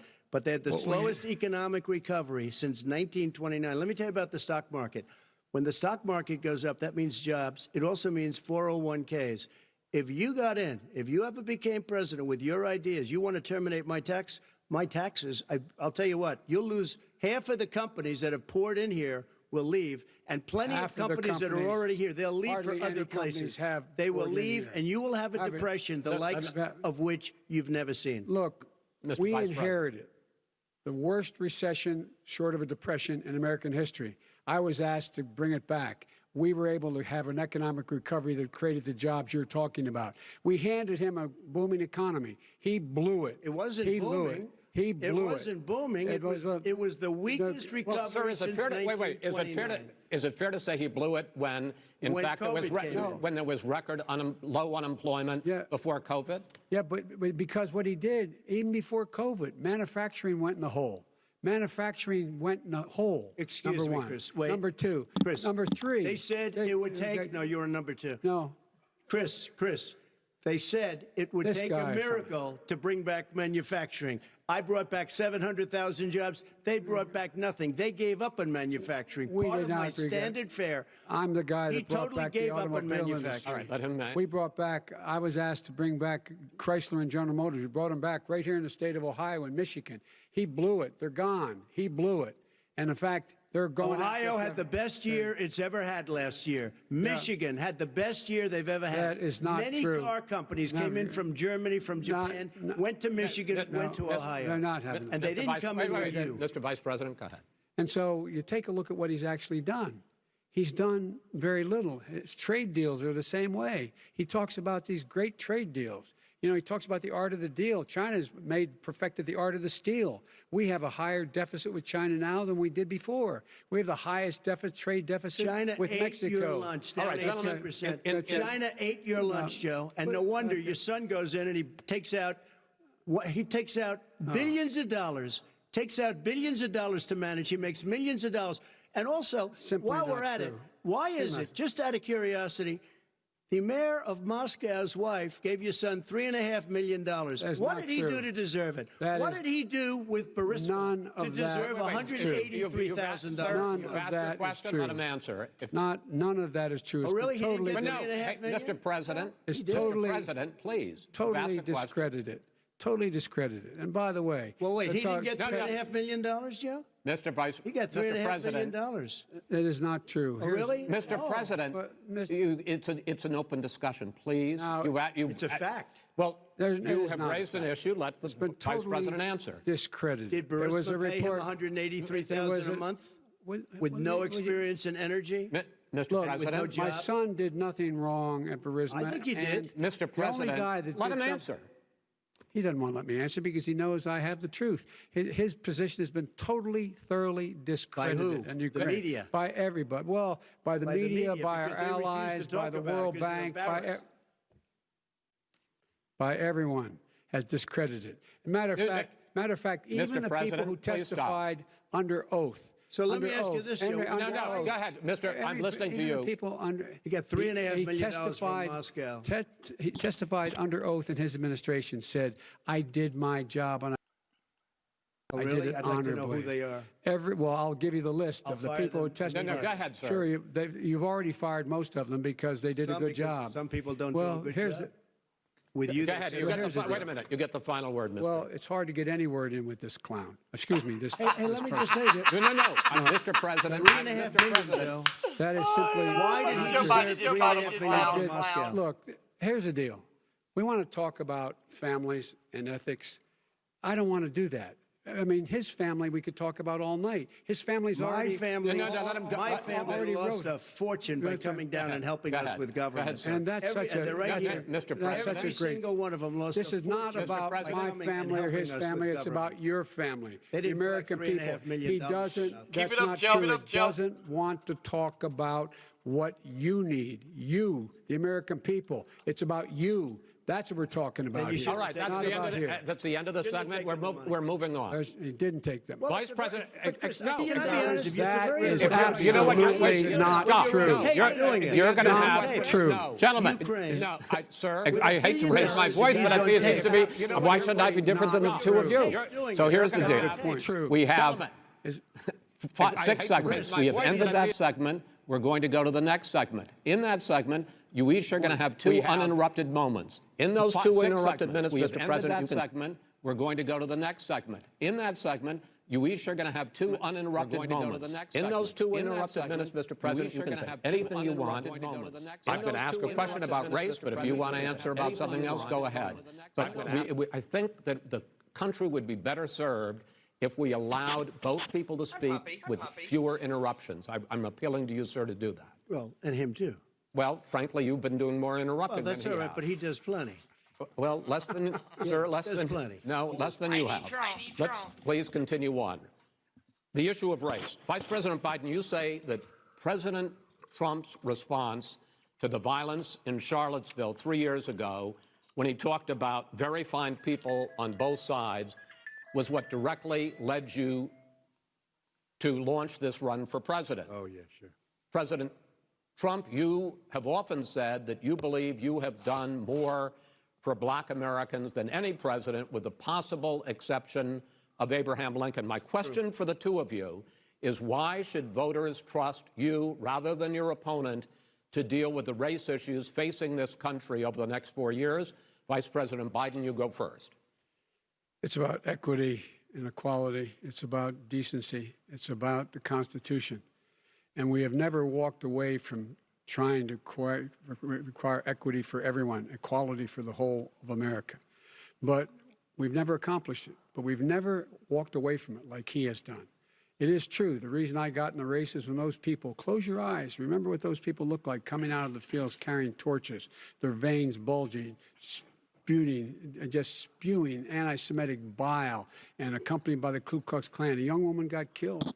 And they asked the president what he thought. He said there were very fine people on both sides. No president has ever said anything like that. It is who's now, second point I'd make to you is that when Floyd was killed, when Mr. Floyd was killed, there was a peaceful protest in front of the White House. What did he do? He came out of his bunker, had the military use tear gas on him so he could walk across to a church and hold up a Bible. And then what happened after that? The bishop of that very church said that it was a disgrace. The general who was with him said all he ever wants to do is divide people, not unite people at all. This is a president who has used everything as a dog whistle to try to generate racist hatred, racist division. This is a man who, in fact, you talk about helping African Americans. 1 in 1,000 African Americans has been killed because of the coronavirus. And if he doesn't do something quickly, by the end of the year, 1 in 500 will have been killed. 1 in 500 African Americans. This man is a savior of African Americans. This man cares at all. This man's done virtually nothing. Look, the fact is that you have to look at what he talks about. You have to look at what he did. And what he did has been disastrous for the African American community.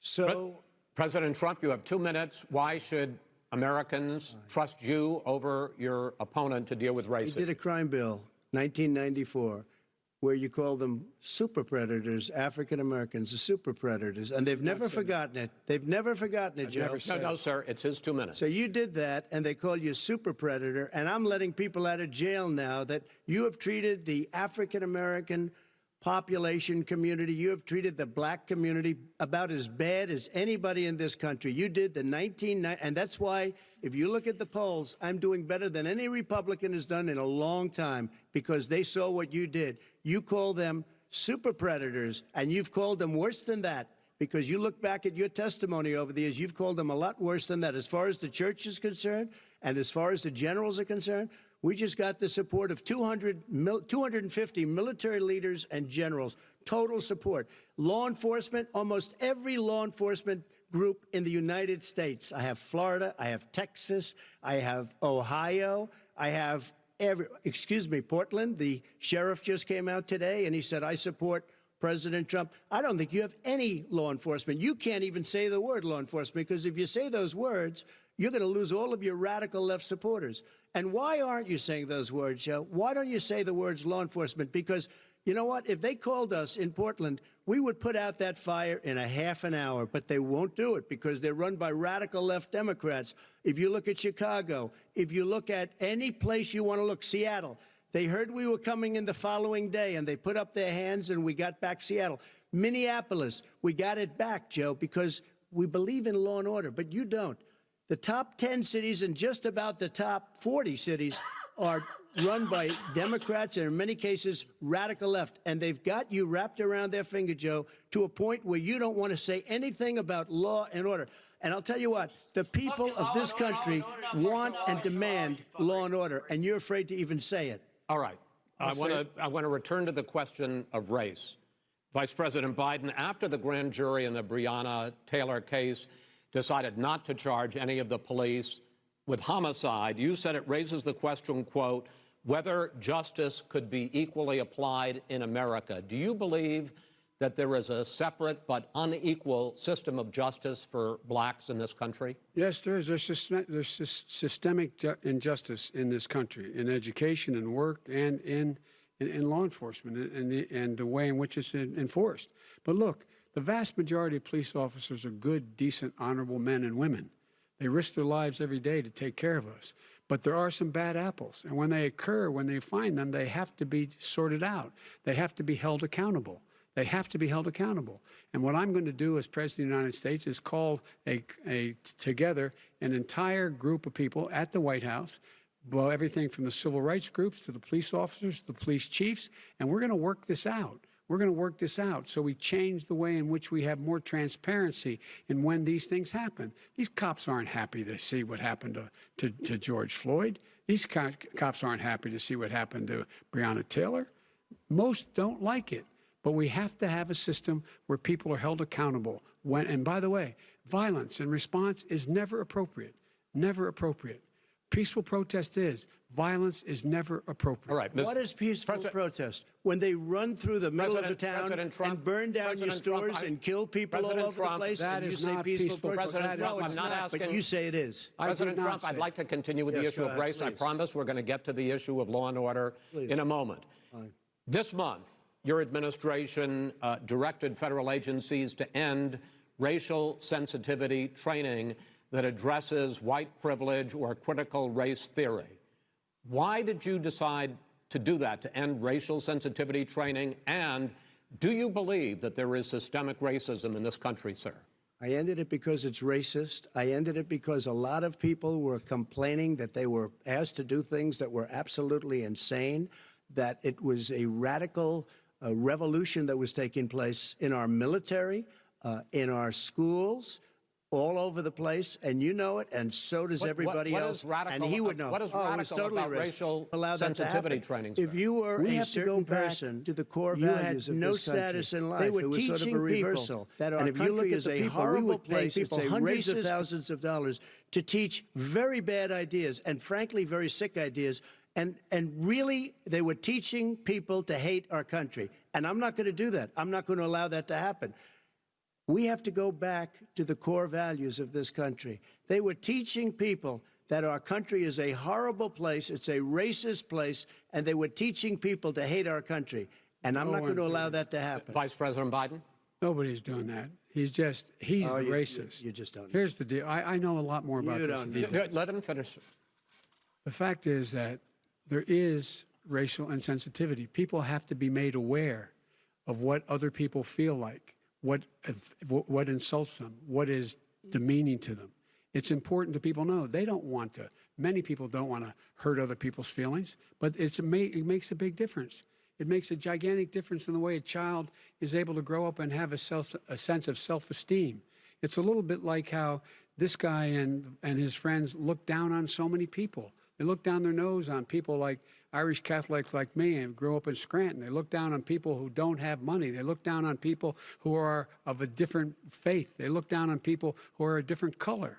In fact, we're all Americans. The only way we're going to bring this country together is bring everybody together. There's nothing we cannot do if we do it together. We can take this on and we can defeat racism in America.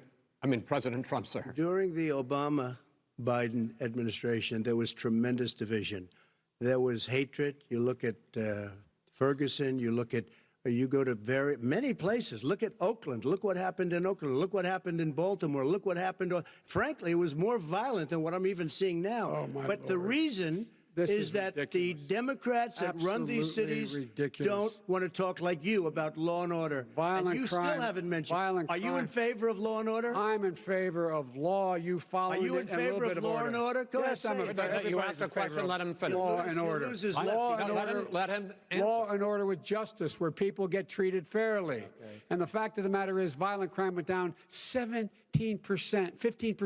in our administration. All right. It's gone up on his watch. Went down much more in ours. All right, we're now. Mr. President, you're going to. Mr. President, every record in the book. Mr. President, you're going to be very happy because we're now going to talk about law and order. Places we had trouble were Democratic-run cities. That's exactly my question. There has been a dramatic increase in homicides in America this summer, particularly, and you often blame that on Democratic mayors and Democratic governors, but in fact, there have been equivalent spikes in Republican-led cities like Tulsa and Fort Worth. So the question is this really a party issue? I think it's a party issue. You can bring in a couple of examples, but if you look at Chicago, what's going on in Chicago, where 53 people were shot and 8 died, shot. If you look at New York, where it's going up like nobody's ever seen anything, the numbers are going up 100, 150, 200%. Crime. It is crazy what's going on. And he doesn't want to say law and order because he can't, because he'll lose his radical left supporters. And once he does that, it's over with. But if he ever got to run this country and they ran it the way he would want to run it, our suburbs would be gone. By the way, our suburbs would be gone, and you would see problems like you've never seen. He would know a suburb unless he took a wrong turn. Oh, I know suburbs. He would not. So much Go ahead. Wait a minute. I was raised in the suburbs. This is not 1950. All these dog whistles on racism don't work anymore. Suburbs are by and large integrated. There's many people today driving their kids to soccer practice and/or to black and white and Hispanic in the same car as there have been any time in the past. What really is a threat to the suburbs and their safety is his failure to deal with COVID. They're dying in the suburbs. His failure to deal with the environment. They're being flooded. They're being burned out because his refusal to do anything. That's why the suburbs are in trouble. I do want to talk about this issue of law and order, though. And in the joint recommendation that came from the Biden-Bernie Sanders task force, you talked about, quote, reimagining policing. First of all, what does reimagining policing mean, and do you support? It means. Let me, if I might finish the question. What does reimagining policing mean, and do you support the Black Lives Matter call for community control of policing? Look, what I support is the police having the opportunity to deal with the problems they face. And I'm totally opposed to defunding the police offices. As a matter of fact, local police, the only one defunding, and his budget calls for a $400 million cut in local law enforcement assistance. They need more assistance. They need, when they show up for a 9/11 call, to have someone with them as a psychologist or psychiatrist to keep them from having to use force and be able to talk people down. We have to have community policing like we had before, where the officers get to know the people in the communities. That's when crime went down. It didn't go up, it went down. And so we have to be engaged. That's not what they're talking about, Chris. That's not what they're talking about. He's talking about defunding the police. That is not true. He doesn't have any law support. He has no law enforcement support. That's not true. Almost nothing. Look. Really, who do you have? Name one group that supports you. Name one group that came out and supported you. Go ahead. Think. We have time. We don't have time to do anything. Think about it. Name one law enforcement group that came out and supported gentlemen, you, I think I'm going to take back the There moderator's aren't. I don't role, think there are any. and I want to get to another subject, which is the issue of protests in many cities that have turned violent. In Portland, Oregon, especially, we had more than 100 straight days of protests, which I think you would agree. You talk about peaceful protests. Many of those turned into riots. Mr. Vice President, you say that people who commit crimes should be held accountable. The question I have, though, is, as the Democratic nominee, and earlier tonight you said that you are the Democratic Party right now, have you ever called the Democratic mayor of Portland or the Democratic governor of Oregon and said, hey, you got to stop this, bring in the National Guard, do whatever it takes, but you stop the days and months of violence in Portland? I don't hold public office now. I am a former vice president. I've made it clear in my public statements that the violence should be prosecuted. It should be prosecuted, and anyone who commits it. But you've never called for the people, the leader. Excuse me, sir. You have never called for the leaders in Portland and in Oregon to bring on the National Guard and knock off 100 days of riots. They can, in fact, take care of it if he just stay out of the way. Look here. Oh, really? Really? Here's the thing. I sent in the U.S. Marshals to get the killer of the young man in the middle of the street. They shot him, and for 3 days, President Trump, Portland wouldn't do anything. I had to send in the U.S. Marshals. They took care of business. Go ahead, sir. And by the way, you know, his own former spokesperson said, you know, riots and chaos and violence help his cause. That's what this is all about. I don't know who said that. I do. Who? I think Kellyanne Conway. I don't think she said that. She said that. And so here's the here's the point. The point is that that's what he is, keeps trying to rile everything up. He doesn't want to calm things down. Instead of going in and talking to people and saying, let's get everybody together, figure out how to deal with this. What's he do? He just pours gasoline in the fire constantly, and every single solitary time. And to end this, button up this segment, I'm going to give you a minute to answer, sir. You have repeatedly criticized. I have to answer his statement. No, you have repeatedly. Wait, you have no, you've been talking back and forth. You made a statement. I'm asking you. I would love to end it. Sir. I would love to end it. You know, if you want to switch seats, we could very quickly. We could do that. But I'm sending the National Guard. It would be over. There'd be no problem. Okay. But they don't want to accept the National Guard. You have repeatedly criticized the vice president for not specifically calling out Antifa and other left-wing extremist groups. But are you willing tonight to condemn white supremacists and militia groups and to say that they need to stand down and not add to the violence in a number of these cities, as we saw in Kenosha and as we've seen in Portland? Sure, are you I'm prepared willing to do specifically that, but do it? Well, go ahead, sir. I would say almost everything I see is from the left wing, not from the right wing. So what are you saying? I'm willing to do anything. I want to see peace. Then do it, sir. Say it. Do it. Say it. Do you want to call him? What do you want to call them? Give me a name. Give me a white name. supremacists and white like me to condemn? White supremacists and right Proud Boys. Stand back and stand by. But I'll tell you what. Somebody's got to do something about Antifa and the left, because this is not a right-wing problem. This is a left-wing.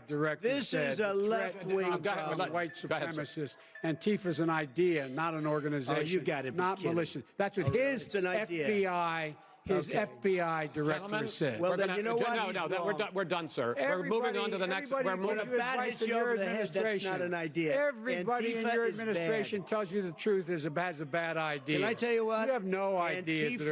Antifa is a dangerous, all right, radical gentlemen, group. We're now moving on to the Trump and Biden records. They'll overthrow you. When a president, I'm going to ask a question. When the president seeks a second term, it is generally a referendum on his record. But Vice President Biden, you like to quote one of your dad's sayings, which is, don't compare me to the almighty, compare me to the alternative. And in this case, sir, you are the alternative. Looking at both of your records, I'm going to ask each of you, why should voters elect you president over your opponent? In this segment, President Trump, you go first, 2 minutes. Because there has never been an administration or president who has done more than I've done in a period of 3.5 years. And that's despite the impeachment hoax. And you saw what happened today with Hillary Clinton, where it was a whole big con job. But despite going through all of these things, where I had to fight both flanks and behind me and above, There has never been an administration that's done what I've done.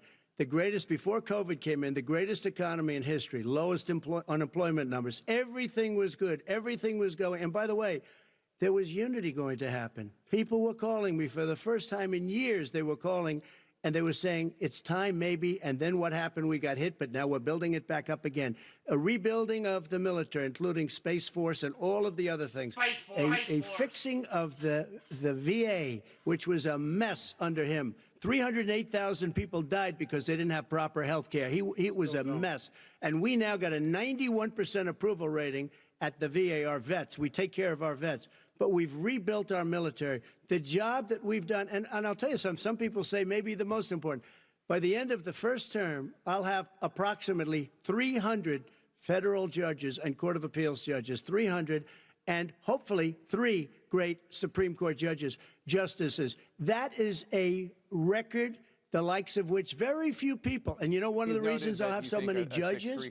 Because President Obama and him left me 128 Obamacare judges to fill. When you leave office, you don't leave any judges. That's like, you just don't do that.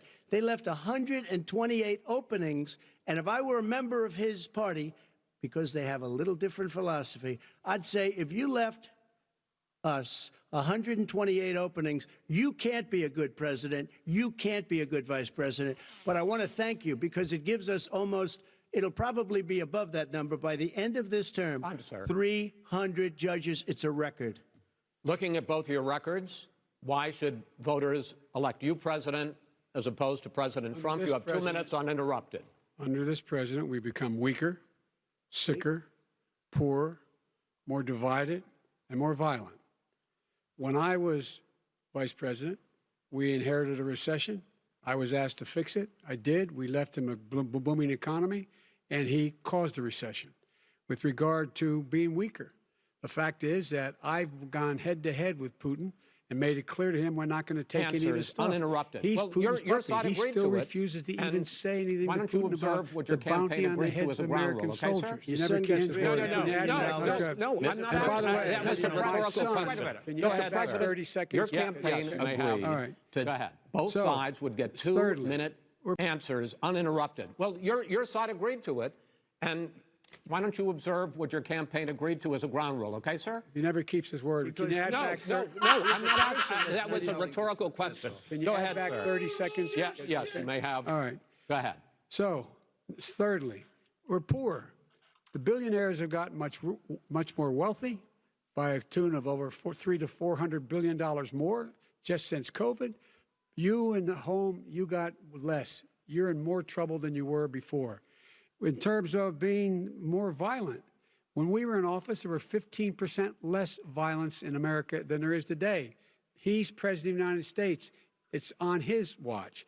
And with regard to more divided, the nation can't stay divided. We can't be this way. And speaking of my son, the way you talk about the military, the way you talk about them being losers and being and just being suckers. My son was in Iraq. He spent a year there. He got the Bronze Star. He got the Conspicuous Service Medal. He was not a loser. He was a patriot. And the people left behind there were heroes. Really? And I resent. Are you talking about Hunter? Are you talking about Hunter? I'm talking about my son, Beau Biden. You're talking about. I don't know Beau. I know Hunter. Yeah, Hunter got thrown out of the military. He was thrown out, dishonorably discharged. That's not true. He wasn't dishonorably. Cocaine use. And he didn't have a job until you became vice president. And once you became vice president, he made a fortune in Ukraine, in China, in Moscow, that is simply and various not other places. True. He my made son, a fortune. My son. And he didn't have a job. My son, like a lot of people we know at home, had a drug problem. He's overtaken it. He's fixed it. He's worked on it. And I'm proud of him. But why was he given tens of millions of dollars? But he wasn't given tens of millions of dollars. That is totally, discredited. We've already been totally discredited. We've already been through this. I think the American people would rather hear about more substantial subjects. Well, you know, as the moderator, sir, I'm going to make a judgment call here. Gets $3.5 million from the mayor of Moscow. Let's talk about that. True. Gentlemen, that report is totally discredited. Mitt Romney on that committee said it wasn't worth taxpayers' money, that report. It was written for political reasons. You know, I'd like to talk about climate change. So would I. Okay. The forest fires in the West are raging now. They have burned millions of acres. They have displaced hundreds of thousands of people. When state officials there blame the fires on climate change, Mr. President, you said, I don't think the science knows. Over your 4 years, you have pulled the U.S. out of the Paris Climate Accord. You have rolled back a number of Obama environmental records. What do you believe about the science of climate change, and what will you do in the next 4 years to confront it? I want crystal clean water and air. I want beautiful, clean air. We have now the lowest carbon. If you look at our numbers right now, we are doing phenomenally. But I haven't destroyed our businesses. Our businesses aren't put out of commission. If you look at the Paris Accord, it was a disaster from our standpoint. And people are actually very happy about what's going on because our businesses are doing well. As far as the fires are concerned, you need forest management in addition to everything else. The forest floors are loaded up with trees, dead trees that are years old, and they're like tinder, and leaves and everything else. You drop a cigarette in there, the whole forest burns down. You've got to have forest management. What do you You've got to have cuts. What do you believe about the science of climate change, sir? I believe that we have to do everything we can to have immaculate air, immaculate water, and do whatever else we can that's good. You know, we're planting 1 billion trees, the Billion Tree Project, and it's very exciting. You believe that human pollution, greenhouse gas emissions contributes to the global warming of this planet? I think a lot of things do, but I think to an extent, yes. I think to an extent, yes. But I also think we have to do better management of our forests. Every year, I get the call, California's burning. California's burning. If that was clean, if you had forest management, good forest management, you wouldn't be getting those calls. You know, in Europe, they have forest cities. They're called forest cities. They maintain their forests. They manage their forests. I was with the head of a major country. It's a forest city. He said, sir, we have trees that are far more, they ignite much easier than California.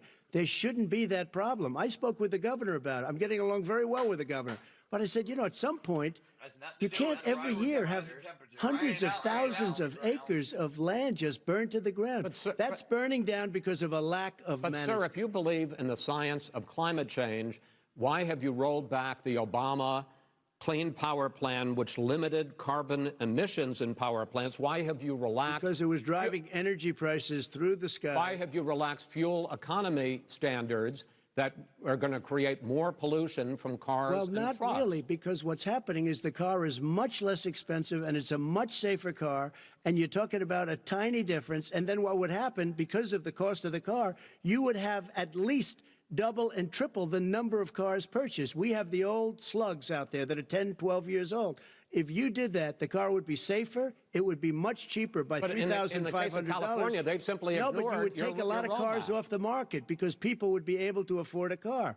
Now, and by the way, we're going to see how that turns out. But a lot of people agree with me, many people. The car has gotten so expensive because they have computers all over the place for an extra little bit of gasoline. And I'm okay with electric cars, too. I think I'm all for electric cars. I've given big incentives for electric cars. But what they've done in California is just crazy. Right.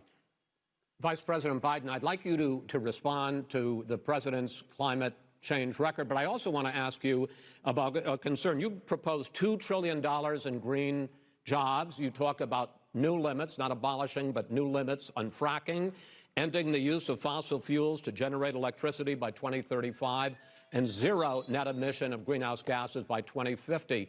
The president says a lot of these things would tank the economy and cost millions of jobs. He's absolutely wrong, number one. Number two, if in fact, during our administration, the Recovery Act, I was in charge, able to bring down the cost of renewable energy to cheaper than or as cheap as coal and gas and oil. Nobody's going to build another coal-fired plant in America. No one's going to build another oil-fired plant in America. They're going to move to renewable energy, number one. Number two, we're going to make sure that we are able to take the federal fleet and turn it into a fleet that's run on their electric vehicles, making sure that we can do that. We're going to put 500,000 charging stations and all of the highways that we're going to be building in the future. We're going to build an economy that, in fact, is going to provide for the ability of us to take 4 million buildings and make sure that they, in fact, are weatherized in a way that, in fact, they'll emit significantly less gas and oil because the heat will not be going out. There's so many things that we can do now to create thousands and thousands of jobs. We can get to net zero in terms of energy production by 2035. Not only not costing people jobs, creating millions of good paying jobs, not $15 an hour, but prevailing wage, by having a new infrastructure that, in fact, is green. And the first thing I will do, I will rejoin the Paris Accord. I will join the Paris Accord because with us out of it, look what's happening. It's all falling apart. And talk about someone who has no relationship with foreign policy. Brazil, the rainforests of Brazil are being torn down, are being ripped down. More carbon is absorbed in that rainforest than every bit of carbon that's emitted in the United States. Instead of doing something about that, I would be gathering up and making sure we had the countries of the world coming up with $20 billion and say, here's $20 billion. Stop tearing down the forest. And if you don't, then you're going to have significant economic consequences. What about the argument that President Trump basically says that you have to balance environmental interests and economic interests, and he's drawn his line? Well, he hadn't drawn a line. He still, for example, make sure that he wants to make sure that methane's not a problem. You can now emit more methane without it being a problem. Methane. This is a guy who says that you don't have to have mileage standards for automobiles that exist now. This is the guy who says that, well, the fact that it's all true. And here's the deal. He's talking about the Green New Deal, and it's not $2 billion or $20 billion, as you said. It's $100 trillion. I'm talking about where they want to rip down buildings and rebuild the building. No, it's the dumbest, most ridiculous. Where airplanes are out of business, where two-car systems are out, where they want to take out the cows too. That's not true either, right? This is a $100 trillion. Look, that's more money than our country could make in 100 years if we're going to the case. All right, let me destroy our because I actually, wait a minute, sir. I actually have studied your plan, and it includes upgrading 4 million buildings, weatherizing 2 million homes over 4 years, building 1.5 million energy-efficient homes. So the question becomes, the president is saying, I think some people who support the president would say that sounds like it's going to cost a lot of money and hurt the economy. What it's going to do is going to create thousands and millions of jobs, good-paying jobs. But let him finish, sir. He doesn't know how to do that. The fact is, it's going to create millions of good-paying jobs, and these tax incentives for people to weatherize, which he wants to get rid of. It's going to make the economy much safer. Look how much we're paying now to deal with the hurricanes. By the way, he has an answer for hurricanes. He said maybe we should drop a nuclear weapon on them. They may. I never said that. That's at all. He did say. You made it up. And here's the deal. You make up. We are going to be in a position where we can create hard, good jobs by making sure the environment is clean and we all are in better shape. We spend billions of dollars now, on floods, hurricanes, rising seas. We're in real trouble. The rest of the world, we got to get them to come along. That's why we have to come through and wipe out entire sections and counties in Iowa. That didn't happen before. They're because of global warming. We make up 15% of the world's problem. We, in fact, but the rest of the world, we've got to get them to come along. That's why we have to get back into the Paris Accord. All right, gentlemen. Wait a minute, Chris. So why didn't he do it for 47 years? You were vice president. Why didn't you get the world? China sends up real dirt into the air. Russia does. India does. They all do. We're supposed to be good. And by the way, he made a couple of statements. The Green New Deal is $100 trillion. That is not my plan. That's the Green New you want to Deal rebuild every is building. not my plan. I want to rebuild every. If he knew anything about, he made a statement about the military. He said I said something about the military. He and his friends made it up, and then they went with it. I never said it. Okay. That is what not he true. did is You're he done in said this segment. he called Mr. the Vice- military Mr. Vice President, stupid bastards. I and he did said not it on say tape. that. He said Mr. stupid Please, bastards. and You about heard this it. question of what I it's would going to never cost. say that. I mean, the Green New Deal and the Vice President, what your environmental changes will do. His final question. The final question is, I can't remember which of all we move forward. We're not going to build I'm having a little plants trouble that in myself, fact but are and about the economy and about this question of what it's going to cost. the economy. I mean, the Green New Deal and the idea of what your environmental Green New changes Deal- will do. The Green New Deal will pay for itself as we move forward. We're not going to build plants that, in fact, are great polluting plants. So do you We're going to support build the Green New Deal? Pardon me? You support? No, I don't support the Green New Deal. You don't? Oh, well, that's a You big let- statement. I That support means you the just lost the radical left. I support you the don't. Biden plan that I put forward. Okay. The Biden plan, which is different than what he calls the radical Green New Deal. All right, gentlemen, final segment, election integrity. As we meet tonight, millions of Americans are receiving mail-in ballots or going to vote early. How confident should we be that this will be a fair election? And what are you prepared to do over the next 5+ weeks, because it'll not only be to Election Day, but also counting some ballots, mail-in ballots after Election Day. What are you prepared to do to reassure the American people that the next president will be the legitimate winner of this election? In this final segment, Mr. Vice President, you go first. Prepared to let people vote. They should go to iwillvote.com. Decide how they're going to vote, when they're going to vote, and what means by which they're going to vote. Come on, His Joe, own make it clear. Homeland Clear Security statement. Director, and as well as the FBI Director, says there is no evidence at all that mail-in ballots are a source of being manipulated and cheating. They said that. The fact is that there are going to be millions of people because of COVID that are going to be voting by mail-in ballots, like he does, by the way. He sits behind the Resolute desk and sends his ballot to Florida, number one. Number two, we're going to make sure that those people who want to vote in person are able to vote because enough poll watchers are there to make sure they can socially distance. The polls are open on time, and the polls stay open until the votes are counted. And this is all about trying to dissuade people from voting because he's trying to scare people into thinking that it's not going to be legitimate. Show up and vote. You will determine the outcome of this election. Vote, vote, vote. If you're able to vote early in your state, vote early. If you're able to vote in person, vote in person. Vote whatever way is the best way for you, because he cannot stop you from being able to determine the outcome of this election. And in terms of whether or not when the votes are counted, and they're all counted, that will be accepted. If I win, that will be accepted. If I lose, that'll be accepted. But by the way, if in fact he says he's not sure what he's going to accept, well, let me tell you something. It doesn't matter, because if we get the votes, it's going to be all over. He's going to go. He can't stay in power. It won't happen. It won't happen. So vote. Just make sure you understand you have it in your control to determine what this country is going to look like the next 4 years. Is it going to change, or you get 4 more years of these lies? Mr. President, 2 minutes. So when I listened to Joe talking about a transition, there's been no transition from when I won. I won that election. And if you look at crooked Hillary Clinton, if you look at all of the different people, there was no transition, because they came after me trying to do a coup. They came after me spying on my campaign. They started from the day I won, and even before I won, from the day I came down the escalator with our First Lady. They were a disaster. They were a disgrace to our country. And we've caught them. We've caught them all. We've got it all on tape. We've caught them all. And by the way, you gave the idea for the Logan Act against General Flynn.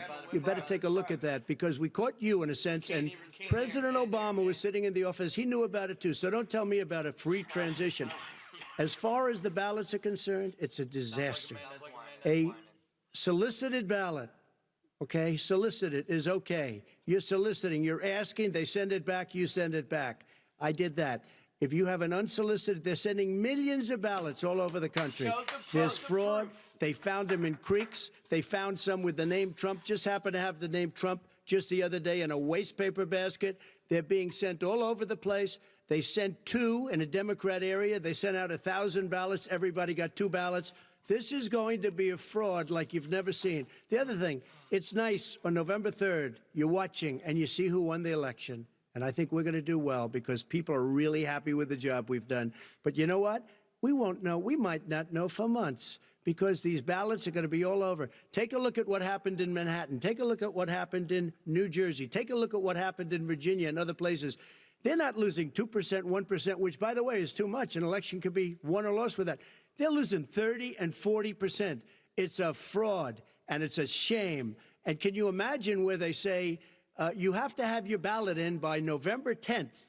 November 10th. That means that's 7 days after the election, in theory, should have been announced. Okay. We have major states with that. Sir, all run by Democrats. 2 minutes is 2 minutes. All run by Democrats. It's President Trump, it's a rigged election. You're going to be able to continue. You have been charging for months that mail-in balloting is going to be a disaster. You say it's rigged, that it's going to lead to fraud. But in 2018, in the last midterm election, 31 million people voted mail-in voting. That was a quarter, more than a quarter, of all the voters that year cast their ballots by mail. Now that millions of mail-in ballots have gone out, what are you going to do about it? And are you counting on the Supreme Court, including a Justice Barrett, to settle any dispute? Yeah, I think I'm counting on them to look at the ballots, definitely. I hope we don't need them in terms of the election itself. I agree. But for the ballots, I think so. Because what's happening is incredible. I read today where at least 1% of the ballots for 2016 were invalidated. They take them. We don't like them. We don't like them. But what are you going to do about it? There are millions of ballots going out right now. What you do is you go and vote. You do a solicited ballot, and that's okay, or you go and vote. I'm asking you about the fact that millions of people... You go and vote. You go and vote, but like what I'm saying is, like they used to in the old. Millions of people. You either do, Chris, a solicited ballot where you're sending it in, they're sending it back, and you're sending. They have mailmen with lots of it. Did you see what's going on? Take a look at West Virginia. Mailmen selling the ballots. They're being sold. They're being dumped in rivers. This is a horrible thing for our country. There is no. This is not. There is no. This is not going to end well. There is no evidence this is not going to end well. 5 states have had mail-in ballots for the last decade or more. 5, including 2 Republican states. And you don't have to solicit the ballot. It's sent to you. It's sent to your home. What they're saying is that it has to be a postmark by the time, by Election Day. If it doesn't get in till the 7th, 8th, 9th, it still should be counted. He's just afraid of counting the votes because You're wrong. You're wrong. I want to continue with you on this, Vice President Biden. Chris, he's so wrong when he makes a statement like that. Excuse me, Vice President Biden, the biggest problem, in fact, over the years with mail-in voting has not been fraud historically. It has been that sizable numbers, sometimes hundreds of thousands of ballots are thrown out because they have not been properly filled out, or there is some other irregularity, or they missed the deadline. So the question I have is, are you concerned that the Supreme Court, with a Justice Barrett, will settle any dispute? I'm concerned that any court would settle this because here's the deal. When you get a ballot and you fill it out, you're supposed to have an affidavit. If you didn't know, you have someone say that this is me. You should be able to, if in fact you can verify that's you before the ballot is thrown out, that's sufficient to be able to count the ballot because someone made a mistake and not dotting the correct I. Who they voted for, testify, say who they voted for, say it's you. That is totally legitimate. All right. Excuse me, Chris, when you have 80 million ballots sent in and swamping the system, you know it can't be done. You know it can't, and already there's been so now mail service delivers wait a minute, gentlemen. And the final question is, in 8 states, we can keep talking.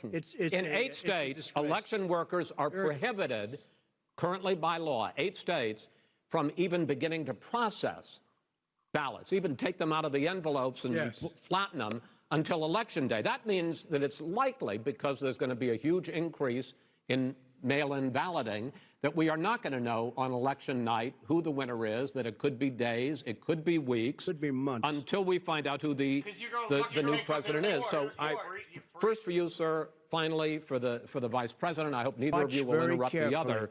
Because will you urge your supporters to stay calm during this extended period, not to engage in any civil unrest, and will you pledge tonight that you will not declare victory until the election has been independently certified?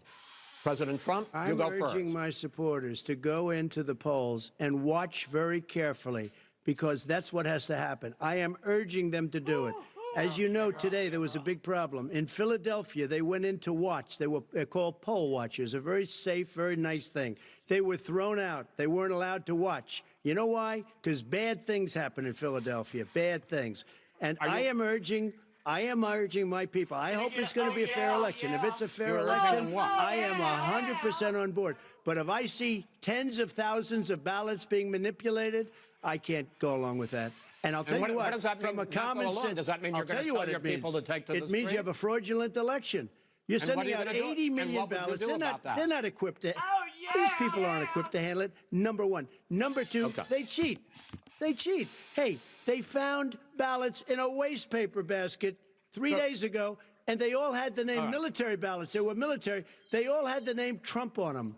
Vice President you think Biden, that's good? Vice President Biden, final question for you. Will you urge your supporters to stay calm while the vote is counted, and will you pledge not to declare victory until the election is independently certified? Yes, and here's the deal. They count the ballots, as you pointed out. Some of these ballots in some states can't even be opened until Election Day. And if there's thousands of ballots, it's going to take time to do it. And by the way, our military, they've been voting by ballots since at the end of the Civil War, in effect. And that's what's going to happen. Why was it not? Why is it for them somehow not fraudulent? It's the same process.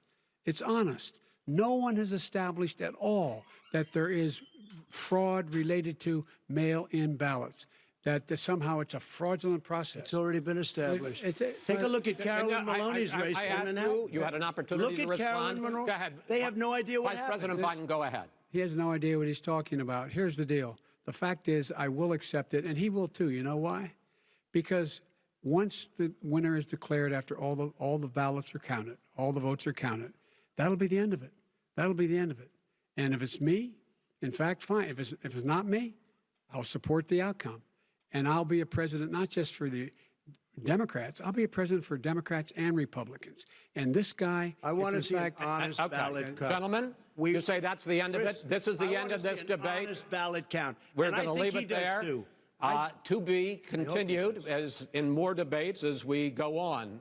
President Trump, Vice President Biden, it's been an interesting hour and a half. I want to thank you both for participating in the first of 3 debates that you have agreed to engage in. We want to thank Case Western Reserve University and the Cleveland Clinic for hosting this event. The next debate, sponsored by the Commission on Presidential Debates, will be 1 week from tomorrow, October 7th, at the University of Utah in Salt Lake City. The 2 vice presidential nominees, Vice President Mike Pence and Senator Kamala Harris, will debate at 9 p.m. Eastern that night. We hope you watch. Until then, thank you and good night. Clearly, this was the most chaotic presidential debate I've ever seen, and I suspect most of you, if not all of you, have ever seen most chaotic presidential debate, and it will certainly raise a lot of questions, raising a lot of questions about the